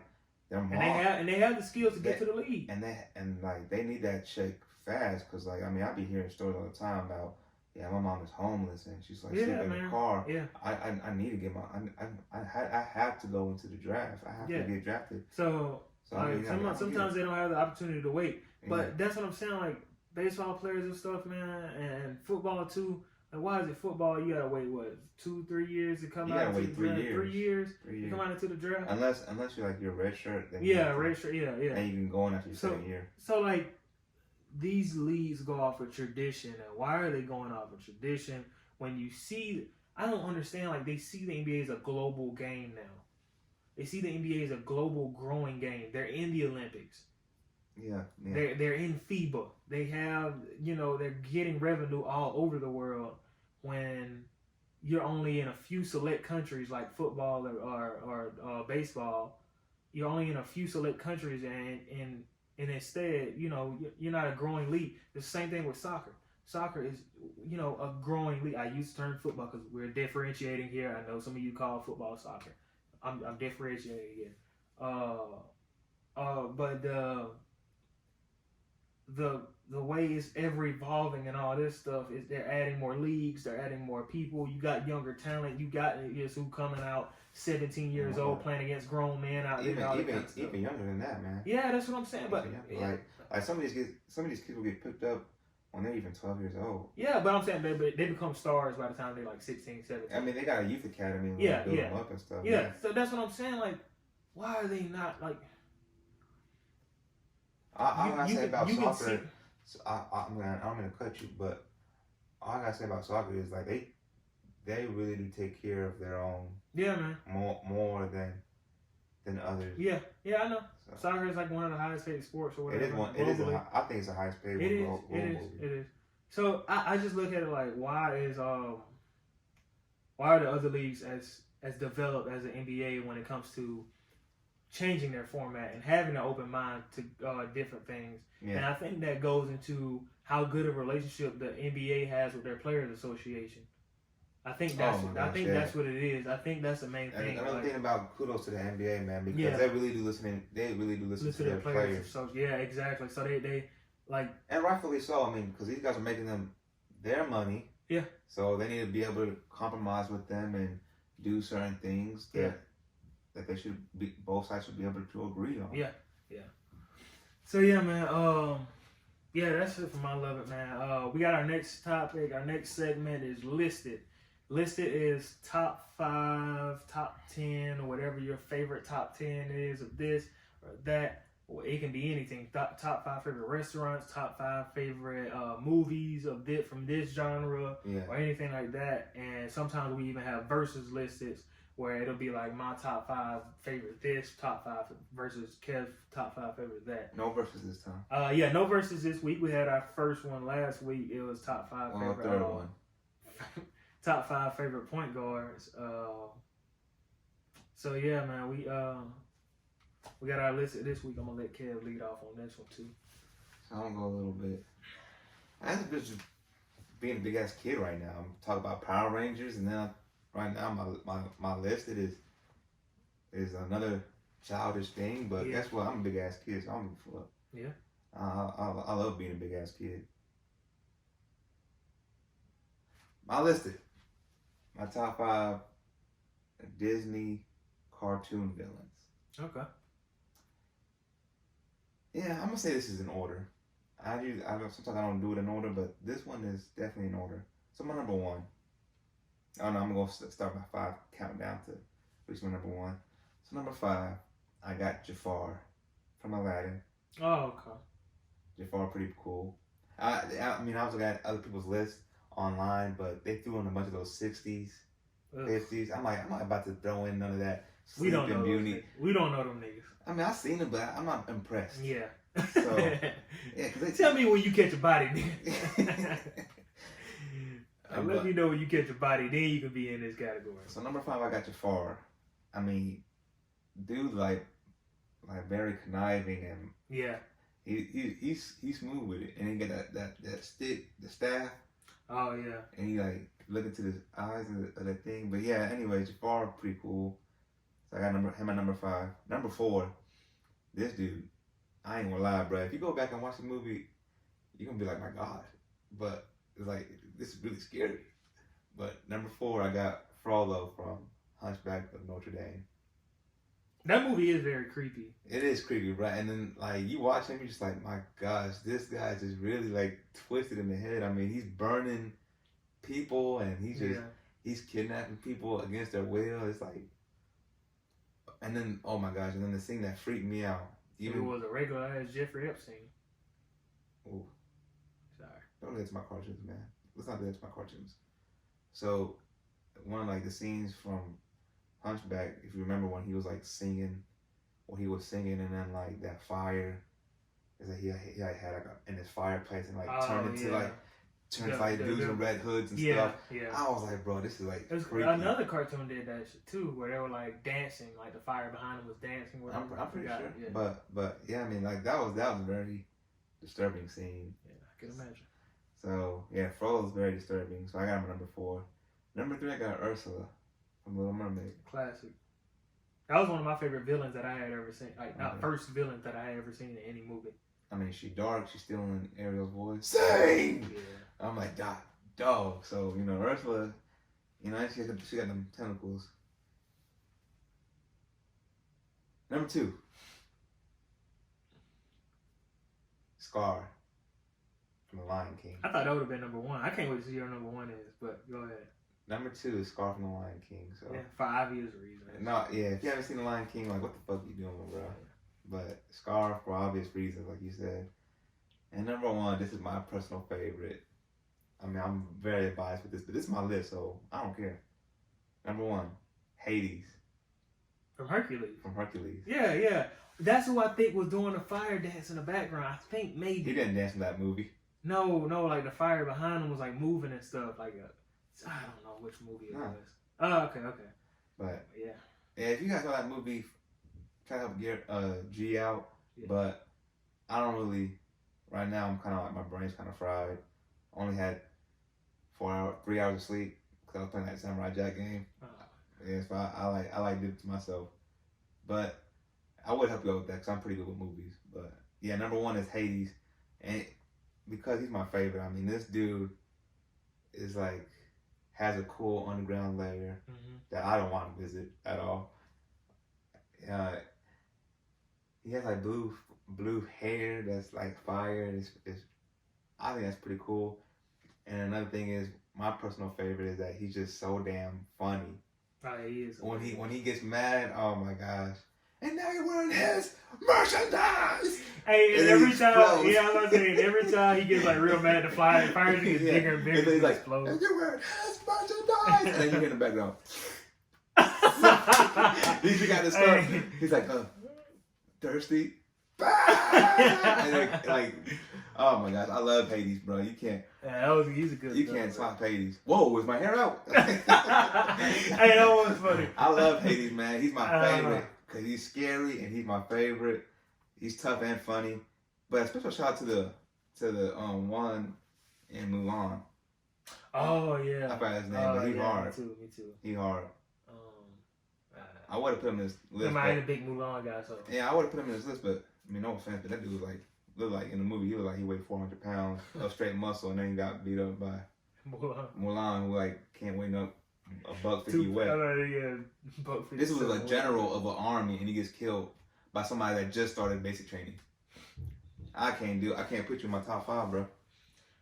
Not knocking Mulan though. Not knocking Mulan. My listed is top 5 rappers who were signed to Def Jam at any point in their career. Drop that shout out first, bro. Shout out. Or honorable mention. Oh, it's coming last. You gonna put honorable mention? Oh, I can't go. Yeah.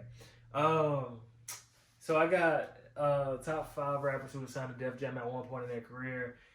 This is based off rappers only, not artists, not their career as an artist, but their discography, their just everything they have in a whole. Their discography, their skill, their song construction, the way they construct the song, that goes into how good of a rapper you are, in my opinion. So yeah, big shout out, honorable mention. I hate that he couldn't make the top 5, but it's a tough top 5. Yeah, it's a tough top 5 for me. Ja Rule. And don't y'all sleep on Ja Rule now. Yeah. Y'all better not forget this man had hits. Yeah. And not only that, he was the very first rapper to be on the very first Fast and Furious movie. Oh yeah, that's true. Alright? That's true. What would I be without you? Okay, I don't want to hear none of that, man. Everybody listen to Ja Rule. Yeah, you're right. You better put some respect on my name. I ain't gonna say no more. Alright? Respect Ja Rule out here in these streets. Yeah, man. Ja Rule is my honorable mention. It's like he said, it's a tough list, but I got 5. Is DMX. Yes, sir. Yes, sir. Mr. X. He came out with 5, 6 straight number 1 albums in a row, if I'm not mistaken. And yeah, man, it just, the only reason why I have the person that's above him, the only reason why I have him above him is because he's just as good of a rapper, but he's better in song construction. He's a better constructor of a song than DMX. Just stop. Drop. Shut it down. Open up shop. But I have at number 4. I have T.I. and he's a better song constructor than DMX in my opinion. And his discography is a little more like it's a little more elongated. It's just longer than DMX's. I just want to say longevity for T.I. Yeah, longevity for T.I. That's what I'm saying. Like his discography is longer and all that stuff. Just than DMX's. Like he came out with 5 or 6 classics, depending on how you look at it. I got into a debate with somebody about that the other day. He still got a couple features out too. Yeah, you going good feature, get T.I. on there. Like even at this point in his career. Yeah, he his discography, he came out 5 or 6 classics. I was debating on the 6th one with somebody the other day. If you can put his first one, I'm Serious in there, and if you can put Paper Trail in there, not Paper Trail, but Heavy Is the Head in there. I was debating with somebody on whether you could put one of those 2 in there. I got number 3. It's Kanye West. His discography over T.I. is just a little bit. These are best, not my favorite. His discography for T.I. is a little bit just bigger. Like I understand T.I. was putting up numbers, but Kanye is like lit. Like T.I. is legend status too. Yeah, but I get into a conversation with some of my favorite friends, some of my best friends about their as tables that you can sit at in rap, and like Jay-Z is at a table, you know, with Kanye. He's at like Jay-Z's at a table with Kanye. Wayne's at a table. Wayne's at the same table. T.I. may be at this table, but he's standing up at the table. He ain't sitting down fighting. He's standing up. I mean, I like I said, I like T.I., but none of his albums can touch that My Beautiful Dark Twisted Fantasy. Yeah. My Beautiful Dark Twisted Fantasy is just like a class within itself when it comes to albums overall, like throughout history or whatever genre. That album is. Yeah. The College Dropout too was. Yeah. So I got number 2 is Nas. You can flip Kanye or Nas. No.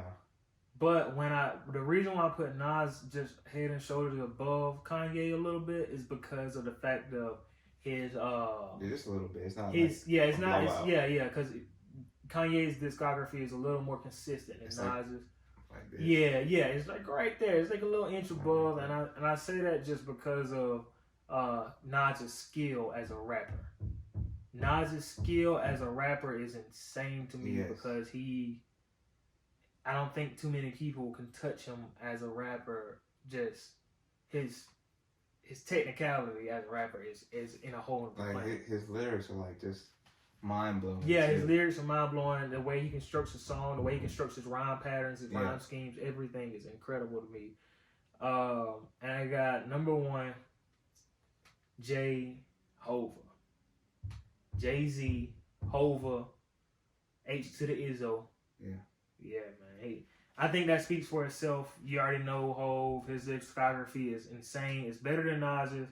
I hate saying that after Nas just came out with a great album Friday, but it's just Jay is. I mean, he owned the early 2000s. Yeah, man. Late 90s, early 2000s. He owned. I think he did such a great job of carrying on that torch that Biggie and Pac left behind of hip hop. Yeah. Like, because hip hop could have died out easily after that because of they could have easily marked, hey, hip hop's 2 biggest stars not killed each other, but you know what I'm saying? They died off of violence and all that stuff. And that's what narrative around hip hop was at the time anyway. It was violence and everything. So they could have easily written them off as, hey, this is what that could have been. I was going to say that Jay-Z is also like a good businessman as he worked with Linkin Park on. He did like it was like a Jay-Z and Linkin Park album that they did together. That album was so good. My stepdad, who listens to nothing but rock, heavy metal, bought that album. Damn. Like, so I mean, like that man knew what he was doing. He was getting into the right business. Yeah. Getting himself out there. He did like a song with Coldplay too, but because Kanye said that he's like, you know, I did a song. I told Jay I did a song with Coldplay. Next thing I know, he did a song with Coldplay. Back in my mind, I'm like, damn, no way. Translate Espanol, no way, Jose. Yeah, that's not man. Big Brother's fault. I don't know. Yeah, I know. Off of graduation, come on now, don't do that. Yeah, man. That's my list, man, and that just goes into see what Def Jam has, man. And there's so many people that's omitted off of this list, and I swear to you that like Def Jam is one of the most incredible labels that you'll ever see. I think probably is, besides maybe Motown. Made a good video game. Yeah, that's true. Not even mention the video games that they made. Yeah, man. That's a great. In my mind, that's my top 5 best Def Jam rappers, and not my favorite. Who I think are the best rappers to come out of Def Jam. Yeah, man. We got our last topic or last segment of the trio, which is Leave It. Love it, listen, and leave it. And leave it is things that it's the opposite of love it. It's things that we may have not liked, may have not always been a fan of, not always just enjoyed. And I hate saying cancel culture, but hey, it's the times that we live in, so it may need to be canceled anyway. But yeah, once again, I'm gonna let Kev handle my light work for the beginning. So, going a little bit back to Megan Thee Stallion and everybody just trying to bury her name.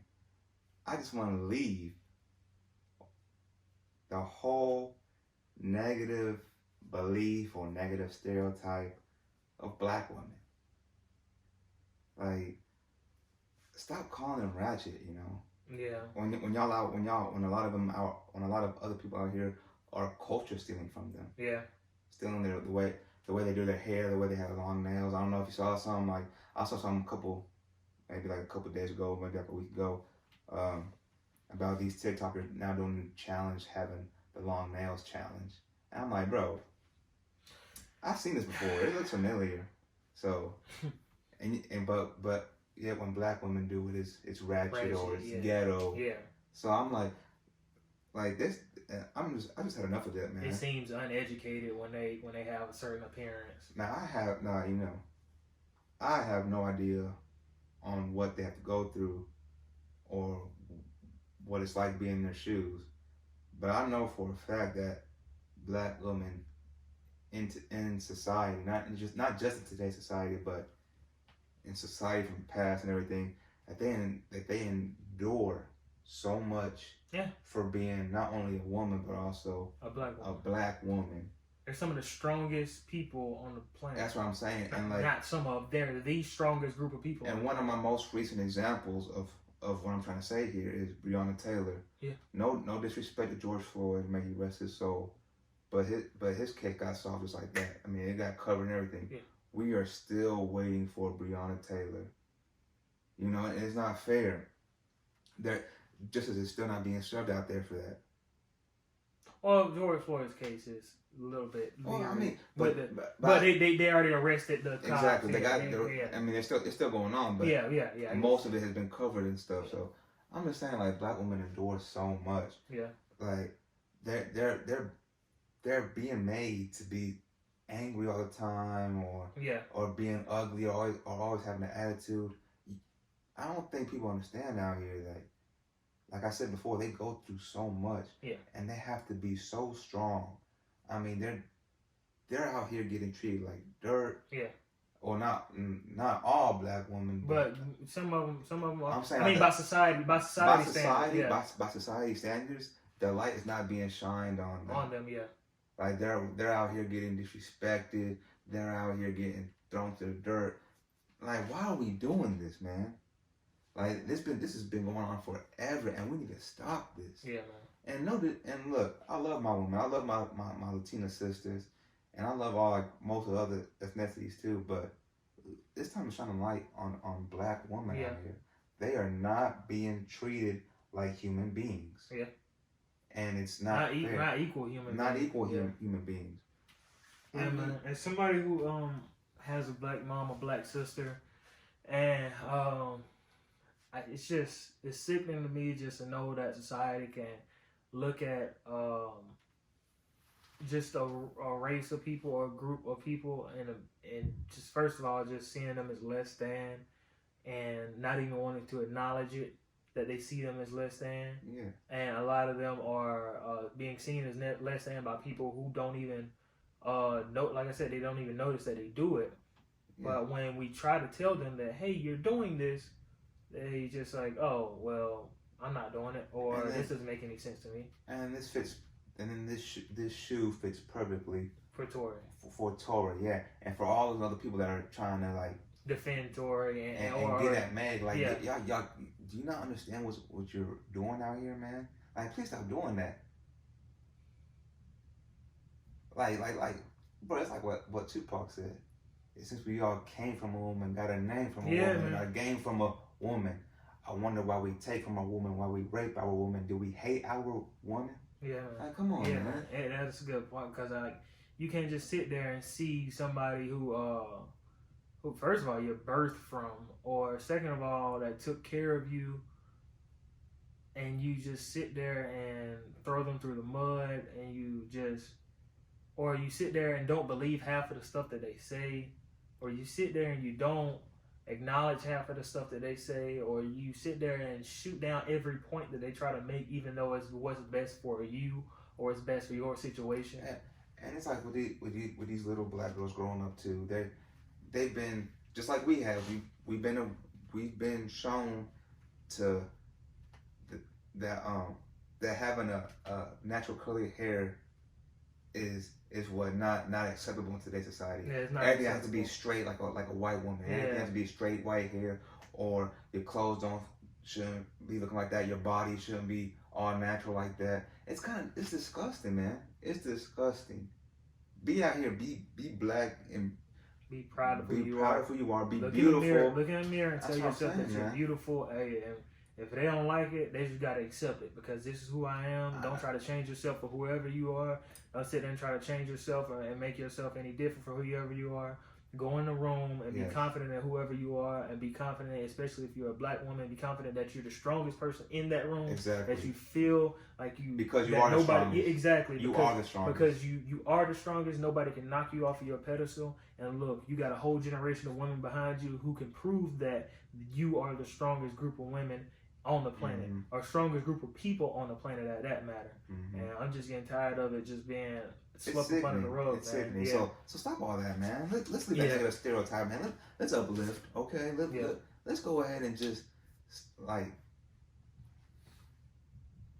I don't know, man. My brain just kind of went blank. I feel you. But yeah, just let's go ahead and just uplift who we need to uplift, and stop uplifting or giving the attention to these clowns, like I said earlier, or the niggas who don't even deserve it. And stop giving the attention to the people who's leading to our demise. We've all came for so much, and I feel like today's generation of black women is so much stronger.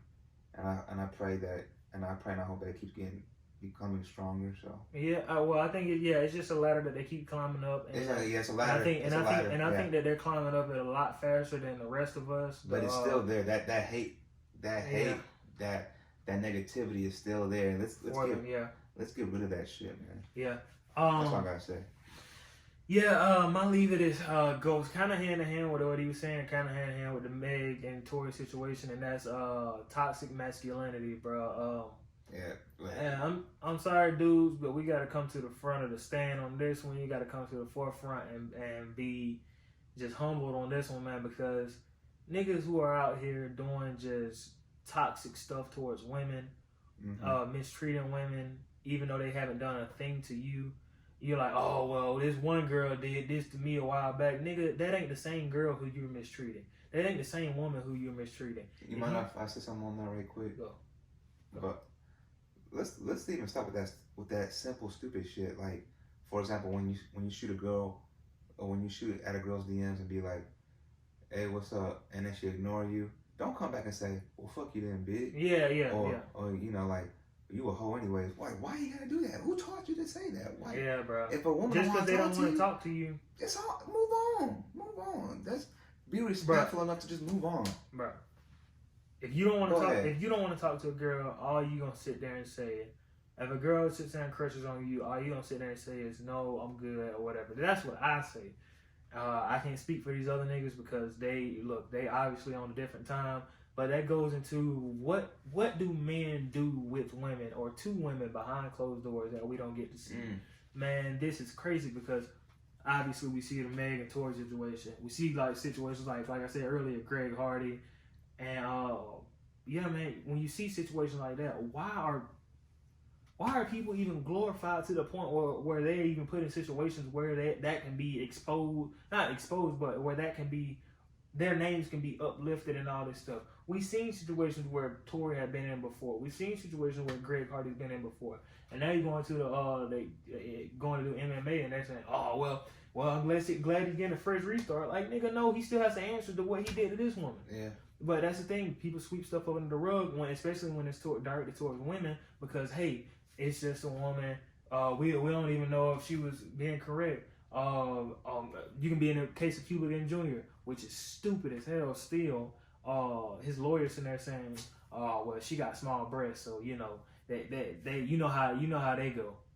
Nigga, no, they're not like that. They don't, nigga, just because a woman has small breasts doesn't, I don't even have to speak to that because that's stupid in itself. Yeah. These niggas have to answer to who, like, bruh, this. All right, so just when I say toxic masculinity, the same thing, the reason why I'm saying that is because these same situations that these dudes are putting these women in wrongfully. Put your mom, put your sister in that situation. See how that goes. Oh, but then you want to shoot somebody. Then you want to fight somebody. Somebody says something about your mom and does the same thing to your mom, you want to fight somebody. Yeah. You want to shoot somebody. You want to kick back. You want to shoot back. But why are you sitting here doing the same things to these women? Toxic masculinity, I mean, yes, it goes towards women, but it also goes towards men also. Why are men being like this towards other men? Why are men sitting here hating towards other men? Yeah. I mean, I say it proudly, bro. If you've been so close to me that I see you as my brother, I'm gonna say I love you. I don't care. Yeah, that's what I'm saying. I'm gonna give you a hug. I'm gonna tell you straight up, bro. Like, niggas who are so masculine that they have to, I can't be this. I can't let people in. I can't do this. I gotta be so guarded. Nigga, if you don't sit here and cry every once in a while and let people know it, nigga, we have emotions as men that we go through it. Yeah, I was about to say, especially men of minorities, men of color. We go through it. We have to backpack it just more than anybody else. More than the majority of men. We have to go through it more than they do, but we don't get the crowd because we got to be tough, all this stuff. Yeah. Nigga, if you don't, and the same women that you're sitting here mistreating are the same women who would sit here and allow you to cry and and lean on their shoulders and all this stuff and be able to vent to them about your problems or whatever. But instead, you're going to sit here and hold it all in and all this stuff. And then you end up exploding on them in situations like Tory. Yeah. Tory sitting here concerning himself and surrounding himself with a bunch of yes men. And then the situation that happens with Meg like that, he has to sit here and explode because of what? Because he's bottled all this stuff in towards Meg. He's bottled all this stuff in that he's been going through. This man has been in the public eye for the past, before that happened, he was in the public eye constantly for the past 8 months. Because he was one of the hottest people on the market. He was one of the hottest people that was out there in the industry. So, of course, he's not going to have time to sit there and cry and vent about stuff, even though stuff may be going on back home in his personal life. Yeah. He's not going to have time to do that. But then he has to be toxic and all this stuff because he don't have anybody to talk to. Oh, okay. But that's the thing. That's what I'm saying. Niggas, you have to go and get help. Another thing about toxic masculinity, pride. We said it earlier. You too proudful to tell your brother that you love him. You too proudful to tell your brother, hey, bro, man, you know how many texts about the first episode I got from people that I didn't even know? No. Bro, I got a text. I got to ask, bro. You remember my leave it from last week about people not knowing about different music and all this stuff, not wanting to listen to different music. Oh, here we go. No, one of my friends sat there and had humbled himself enough to swipe up on my story and ask me, hey, bro, can you send me a playlist? Oh, okay. I sent him about 3 or 4 playlists of just random music that I was listening to at the time, or random music that I have been listening to. Yeah, because like stereotypical is like you can't listen to music like that. You gotta be. You gotta hard music. Yeah, either hard music or I'm not gonna sing her asses, man. Or like even these artists out here that go to a different path and not do rap. And they do something like Steve Lacy or yeah. Or they'll be like, oh, is he gay? Why? Yeah. Because he's trying new music out and making sweet music out. See, that's the thing. I don't sit there and tell them like, hey, bro, this artist is this artist is that. I just let them listen to the music, and if they find that out, they find that out. But that's the thing with me. I don't just sit here and judge somebody off of their music because of who, like, you know what I'm saying, who they are, but. Getting back to the point. No, my fault. He had the pride enough to ask me that, and that felt good to me because that's a guy breaking down the barrier of being prideful enough to swipe up and ask, "Hey, bro, you know, I just want to listen to something different. I may be stuck in the same rut or whatever, and I understand where you came from when you said it on the pod." Or even be like a prideful thing to ask for help. That's what I'm saying. To ask for help, yeah. Like, you don't even want to ask for help, bro. Man, I'll be honest. Sometimes I'm just broken. Sometimes I'll be broken, and G over here be helping me out. So, bro, it's like, it's the thing though. I go out there like I recognize my blessings. You know, you're part of my blessing. I have other blessings in my life. I mean, I come to them and ask for anything, any type of advice, or just someone to just vent out to. I know they're there for me. So, and then like after I let all that stuff out, I feel so much better. Yeah, bro. Having all that stuff kept inside you will eat you alive. At the end of the day, man, we still gotta depend on each other, and dudes being prideful or dudes being neglectful towards other people that's just not cool to me, man. Yeah. I can't get down with that, but hey, that's just a point of it, man. It's nasty to me. And our last segment is If Only. If only is a big basically what if segment, talking about stuff that we just see that had so much potential, or people that we see that had so much potential, and it just kind of fell by the wayside. Whether in movies, music, yes, athletic wise, yeah, anything. But this one I'm gonna touch home with me. I wear it proudly. You see, Browns fan. So I'm gonna go into it, man. If only Josh Gordon could have played to his potential. Yeah, man. Or played his career the correct right way. So for those of you that don't know Josh Gordon is a phenomenal wide receiver. His rookie season with the Browns, he finished with 50 receptions and 805 yards. And we were boo-boo. I mean, this was like when we were switching quarterback. We still are, but this is when we were switching quarterback to quarterback to quarterback. You got faith in Baker Mayfield? This is when we were switching quarterback after quarterback after quarterback after quarterback. And this man played with probably 3 or 4 different quarterbacks in one season and got 805 yards with them boys. Yeah, man. That's Second season, finished with 87 receptions and 1,646 yards. Including a back-to-back 200-yard game against the Steelers, the Schittsburg Steelers, because I don't fuck with them boys, all right? Dog pound, woo, woo, woo, all right? And the Jaguars. On top of that, he earned his first Pro Bowl. And then guessing he would catch 1,600 yards. And after his second season is when the suspensions began. Yeah. The second season. This is like third season and beyond. That's when you start to enter your prime. Yeah.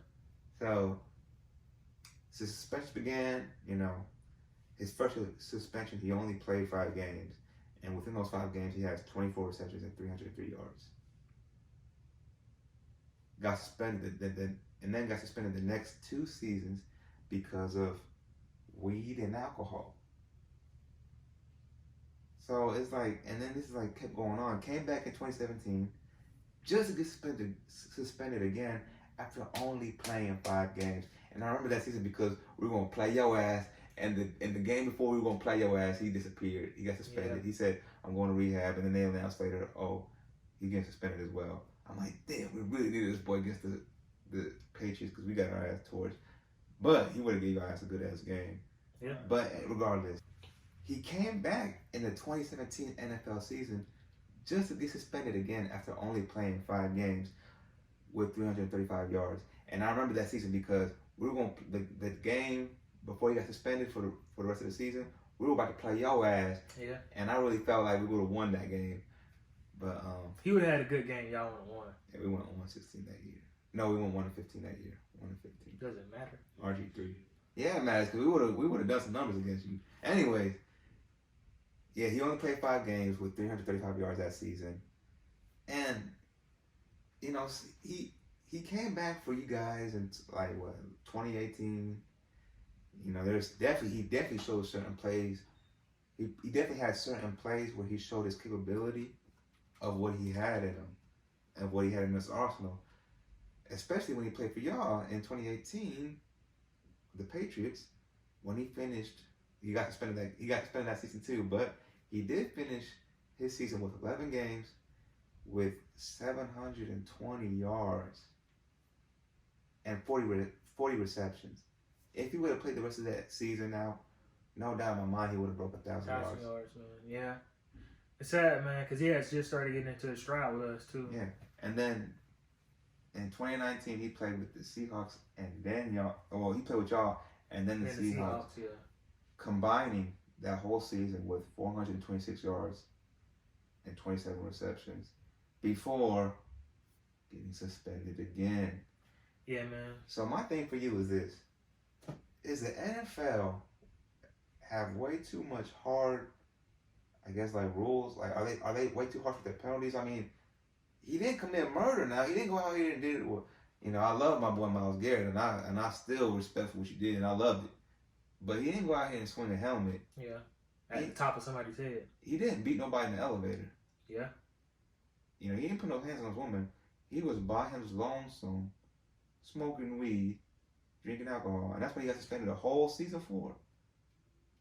It's just weed, man. It's just weed. Hell, NBA players, I know there's some guys smoking weed right now. Yeah. Once again, I think that goes back to my topic earlier of the NBA being a more progressive league. Yeah. And basketball just being a more progressive sport and a more open sport. And yeah, you see the NBA and like the Big Three league kind of becoming more comfortable with all those things and everything. So yeah. I mean, the only mess up I have with the NBA is Deion Waiters. He did that to himself, though. I mean, that nigga almost died. He did that to himself. I'm pretty sure. Obviously, that man smokes weed. Obviously, but do they really look at that? No, they don't. They don't care what he does with his personal life. But he was out here in the public. Wasn't he coming back from an injury then at that point? Yeah. Okay. He was out here on a plane on a plane in front of everybody, eating these gummies or hallucinating from these gummies. I'm like, he went in the public. It was a team plane. Yeah, that's what I'm saying. Like out in the public, like in this team plane where there's multiple people around. Oh yeah. That's what I meant. Like overall, like multiple. A private jet. Okay. Yeah. Even though it's a private jet, there were still people watching him. Yeah. So it's like, what they do behind closed doors, if it's not bad, shouldn't really matter to you. Like smoking weed is not that bad. No. Drinking alcohol is not that bad. Tell me one grown up that doesn't drink alcohol like that. I know some squeaky clean people out here that they'll have a drink. Yeah, on occasion. On occasion, but everything in moderation. Everything in moderation. But they still drink. Yeah, and Deion Waiters did go through a bad situation because them edibles, boy, they can get you. Yeah, but back to Josh Gordon. Do you think that that's way too harsh? I just asked that, and you just answered that. What's wrong? Yeah. I don't think it was. Well, I didn't answer it directly. Okay. I don't think it was too harsh. I think it was more a fact that it just wasn't the number of times he did it. I think the NFL is kind of harsh on that because if you do it one time, then it seems like you may start a pattern. Yeah. That's what I think that the NFL tries to nip it in the bud before it becomes a problem. And see, that's the thing. It became a problem with him. And sad to say, he had to go to rehab and all that stuff because it became a problem. And I think that's the main thing. They try to stop it before it becomes a problem. And I'm not saying it's bad or anything like that, but Josh Gordon, because one thing can lead to another. We both know this. Like, there are gateway and all that stuff like that. Gateway. Yeah, and we've seen, like, Johnny Manziel, you know, we've seen some NBA players go into the situations of substance abuse, whether it's prescription drugs or anything. We've seen Chris Carter go into alcoholism to the point where it got really bad. So I think the NFL has come to the point where it's like, it can get to a point where it can become really bad, so they try to go ahead and nip it in the bud before it gets to that point. I got it, but I mean, it's already too late. He's been smoking weed since Baylor. Yeah, that's what I'm saying, though, but, like, once again, it goes to gateway. Yeah, you're right. One thing can lead to another. So and I don't really know all the stuff he did, but I just know for a fact it's just weed. Yeah. I know for a fact it was just weed. And he had some alcohol problems, too. But like I said, Chris Carter had some alcohol problems, and we saw that one, too. Like, it went to other things, because it just happens like that sometimes. With some people, it happens like that. And the thing is, this guy's only 29 years old, too. Yeah, he's only 29, man, and that's what hurts. And I think he was only, 27 when he first signed with us. So that kind of hurt, just seeing him have, like, still kind of being in his prime and just it not panning out the best. And it's not fair, man. That's like a big, to me, that's like one of, like, the biggest what if scenarios or what if careers. Yeah. Because this man was just putting up numbers, man.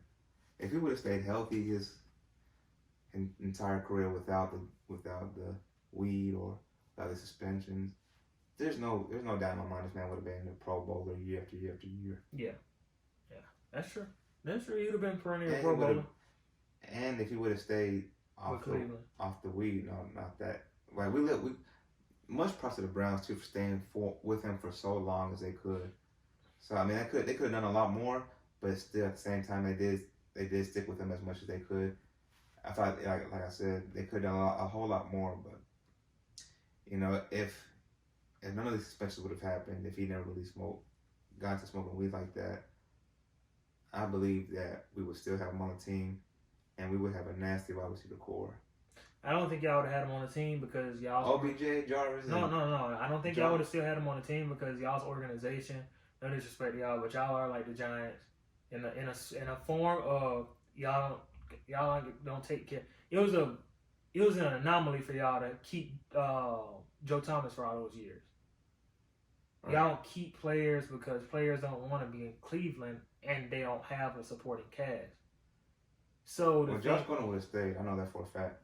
How do you know that? Because Odell. It's the same thing we would have said with Odell in New York. I just told you we've kept him for so long, and try to help this. No, I'm saying if that wouldn't have been a problem at all. That's what I'm saying. If that wouldn't have been a problem at all. After that, if the first suspension would have never happened, that's what the point of if only is. If the first suspension would have never happened, I don't think Josh Gordon would be with y'all. Y'all on. Oh no, we gonna pay him to stay. You can pay whoever you want. They can request for a trade. Yeah, that's what I'm telling you. I'm telling you right now, he would have stayed. You can pay whoever you want. Odell is in the biggest market in the country. That's fine. Odell is in the biggest market in the country. Okay. Stephon Diggs was on a great team. Okay. These niggas still ask for trades. That's what I'm telling you. If they're not comfortable in the situation, wide receiver is the most prima donna position. They are the most diva-ish players in the league. They can still ask for trades. I don't care how much you pay him. Odell had just got a new contract from New York. Yeah, but they traded him. He asked for a trade. And they traded him.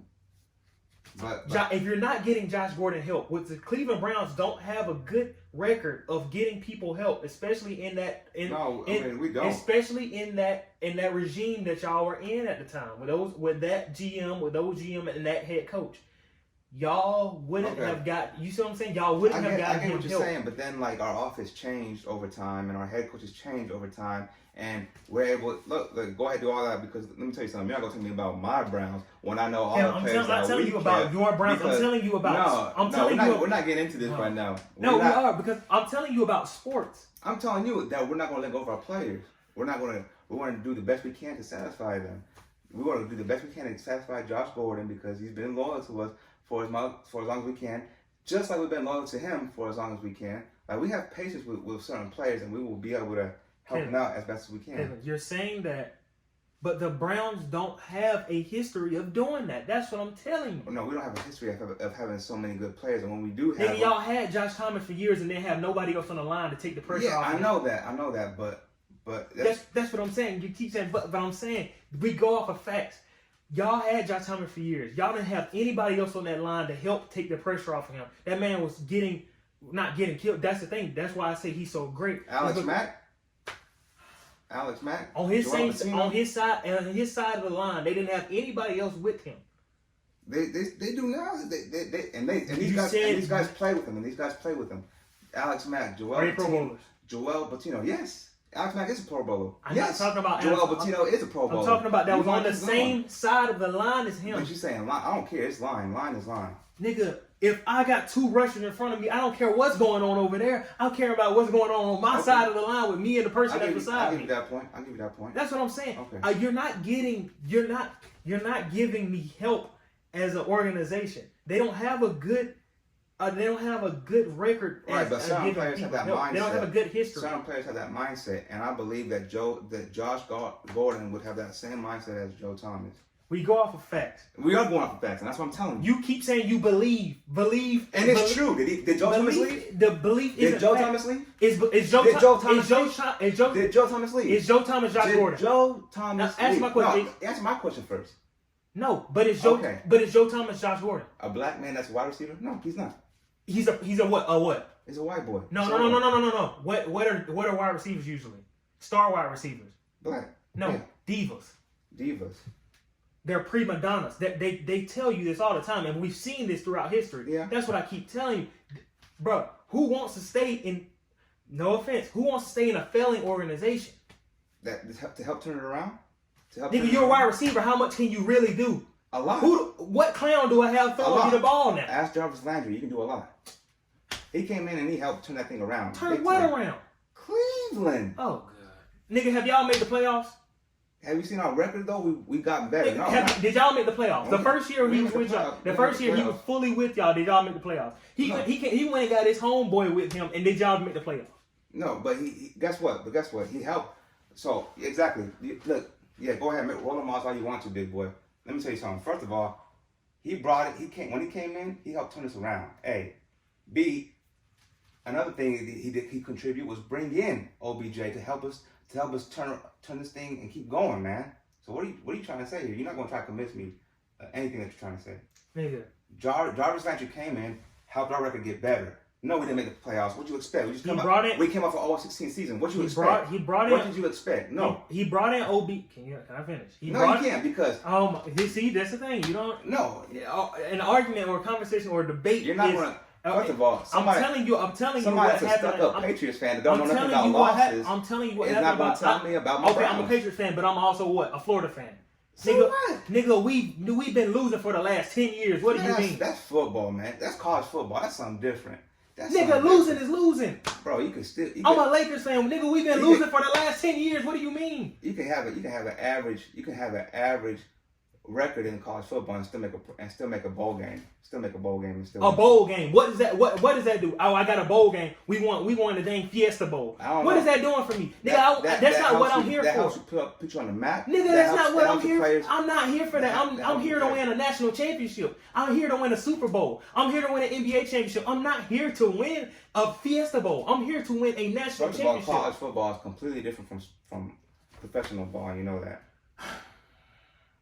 If I'm a recruit in college football, I'm not going to go to a program or I'm not going to stay in a program. I'm going to ask for a transfer if they're not bringing me help.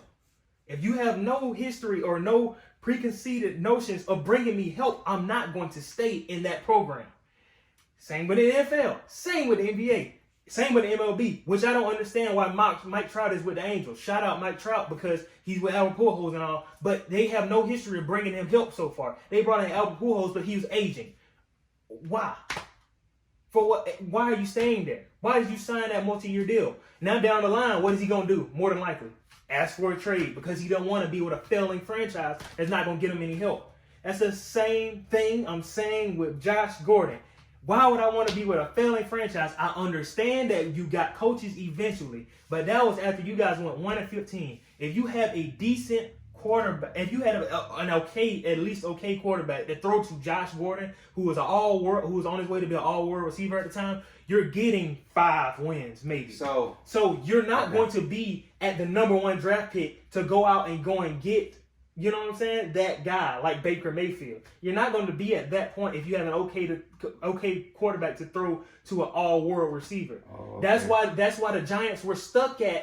That's why the Giants were stuck at number 10. That's why they were stuck at number 11, because they had an okay quarterback in Eli Manning, even though he kind of sucked. I get what you're saying now. You're getting that you're selfish because you don't want to stick with a franchise that realizes that they need to be better and fix themselves. I see that. You're selfish. How can I fix myself? You don't want to be patient, and you don't want to keep moving. How can I fix myself when we're in the same situation? I can only say. I'm gonna end this right now. No. We're not gonna end this because we're going way too damn much. No. This was supposed to be a what if only. It's if only. So we're gonna add Josh Gordon. We're gonna add Josh Gordon would have stayed, and that's it. Moving on. Moving on. Josh Gordon would have stayed. Shut the fuck up, Josh Gordon wouldn't have stayed. He don't know nothing about the Cleveland Browns. And that's not knowing about the Cleveland Browns. That's knowing about sports history. That's my organization. That's not your organization. That's not knowing about sports history. So moving on. Nigga, that's stupid. That's not knowing about sports history. Stupid. Yeah, I don't know nothing. You're right. That's not knowing about sports history. That's just knowing about the preconceived notions of every wide receiver in history has done that. I promise you don't know. T.O. did that. You don't know everything. Randy Moss did that. You don't know everything. I'm not saying that I know everything. You act like you do. You're acting like you do. Nigga, I practice Socrates. I know what I don't know.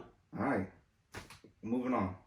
Nigga, but I'm telling you what I do know in this situation. Every wide receiver has done this throughout history. I'm trying to move on. Anyway, you ain't gonna finish me for shit, homie. Moving on. Name me 5 wide receivers. Name me 5 star wide receivers that have not asked for a trade out of a situation that was not the greatest. You're not going to convince me. You're not going to. I'm just asking you a question now. Name me 5 wide receivers that didn't ask for a trade. And I said moving on. Okay.